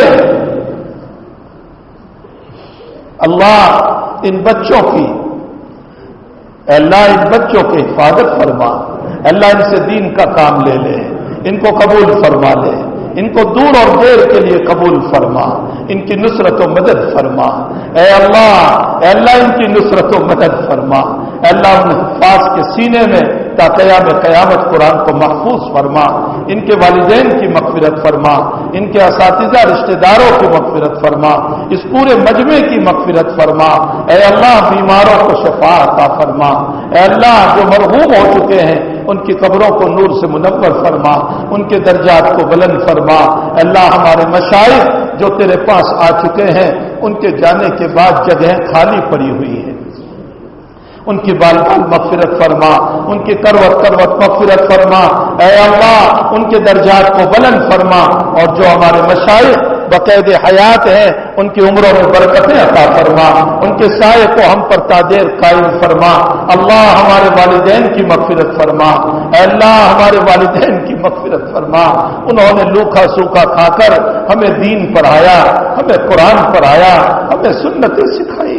مولا اگر وہ نہ پڑھاتے تو نہ معلوم ہم بھی کس گلی کے کتے بنے ہوئے ہوتے۔ مولا ہمارے والدین کی مغفرت فرما، اے اللہ ان کو اعلیٰ علیین میں جگہ عطا فرما۔ اے اللہ ہمارے اقارب رشتہ داروں کی متعلقین کی مغفرت فرما، دوست و احباب کی مغفرت فرما، محبت کرنے والوں کی مغفرت فرما۔ اے اللہ شاگردوں کی مغفرت فرما، اساتذہ کی مغفرت فرما۔ اے اللہ یہ مجمع بہت تمنائیں لے کر تیرے دربار میں حاضر ہوا ہے، یہاں نہ دنیا تقسیم ہوتی ہے، یہاں کوئی چیز تقسیم نہیں ہوتی، صرف تیری محبت پر آئے ہیں۔ تجھے تیری محبت کا واسطہ اس مجمع پر نظر کرم فرما دے، ایک نظر فرما دے اللہ، ایک نظر فرما دے، ایک نظر فرما دے، اور معافی کا اعلان فرما دے، مغفرت کا اعلان فرما دے۔ سب کی ضرورتوں کو دست غیب سے پورا فرما، سب کی ضرورتوں کو دست غیب سے پورا فرما، سب کے کاروبار میں برکتیں عطا فرما، رحمتیں عطا فرما، کھیتیوں میں برکتیں عطا فرما، سب کے مسائل کو پریشانیوں کو دور فرما اور حل فرما دے، پکڑ دھکڑ سے حفاظت فرما۔ اے اللہ ہمارے اوپر جو اے اللہ الیکشن آ رہا ہے، ایک امتحان کی گھڑی ہے، مسلمانوں کو صبر سے کام لینے کی توفیق عطا فرما۔ اے اللہ ظالم کے ظلم سے حفاظت فرما، منصف مزاج امیر عطا فرما، منصف مزاج امیر عطا فرما، جو تمام مذہبوں کی رعایت کرے، جو تمام قوموں کی رعایت کرے، جو تمام لوگوں کی رعایت کرے۔ اے اللہ ہمیں ایسا امیر عطا فرما اور اس امیر سے ہماری حفاظت فرما، جو ظلم بربریت والا دل لے کر چلنے والا ہو، اسے ہم سب کی حفاظت فرما۔ اے اللہ کرنے والا تو ہی ہے، بنانے والا تو ہی ہے۔ اے اللہ تو نے روزے ازل میں لکھ دیا ہے کہ تو کس کو بنانے والا ہے، لیکن مالک ہم بری تقدیر سے پناہ چاہتے ہیں اور اچھی تقدیر کا سوال کر رہے ہیں۔ ہماری تقدیر کو اچھی بنا دے، ہماری تقدیر کو اچھی بنا دے، ہماری تقدیر کو اچھی بنا دے۔ اور اے اللہ اس مجمع میں جو جس تمنا کو لے کر آیا ہو، سب کی تمناؤں کو اے اللہ جو جائز مقاصد ہو ان جائز مقاصد کو پورے فرما۔ اللہ ہماری دعاؤں کو اپنے فضل و کرم سے محبوب صلی اللہ علیہ وسلم کے صدقے میں، اے اللہ عشرہ مبشرہ کے صدقے میں، اے اللہ ان طلباء اور علماء کے صدقے میں، اس مجمع میں جو مخلصین ہیں جن کی آمین تجھے پیاری ہے، ان کی آمینوں کے ساتھ اللہ ہم سب کی آمینوں کو بھی قبول فرما لے۔ آمین یا رب العالمین۔ وصلی اللہ علی نبینا محمد وآلہ وصحبہ اجمعین برحمتک یا ارحم الراحمین۔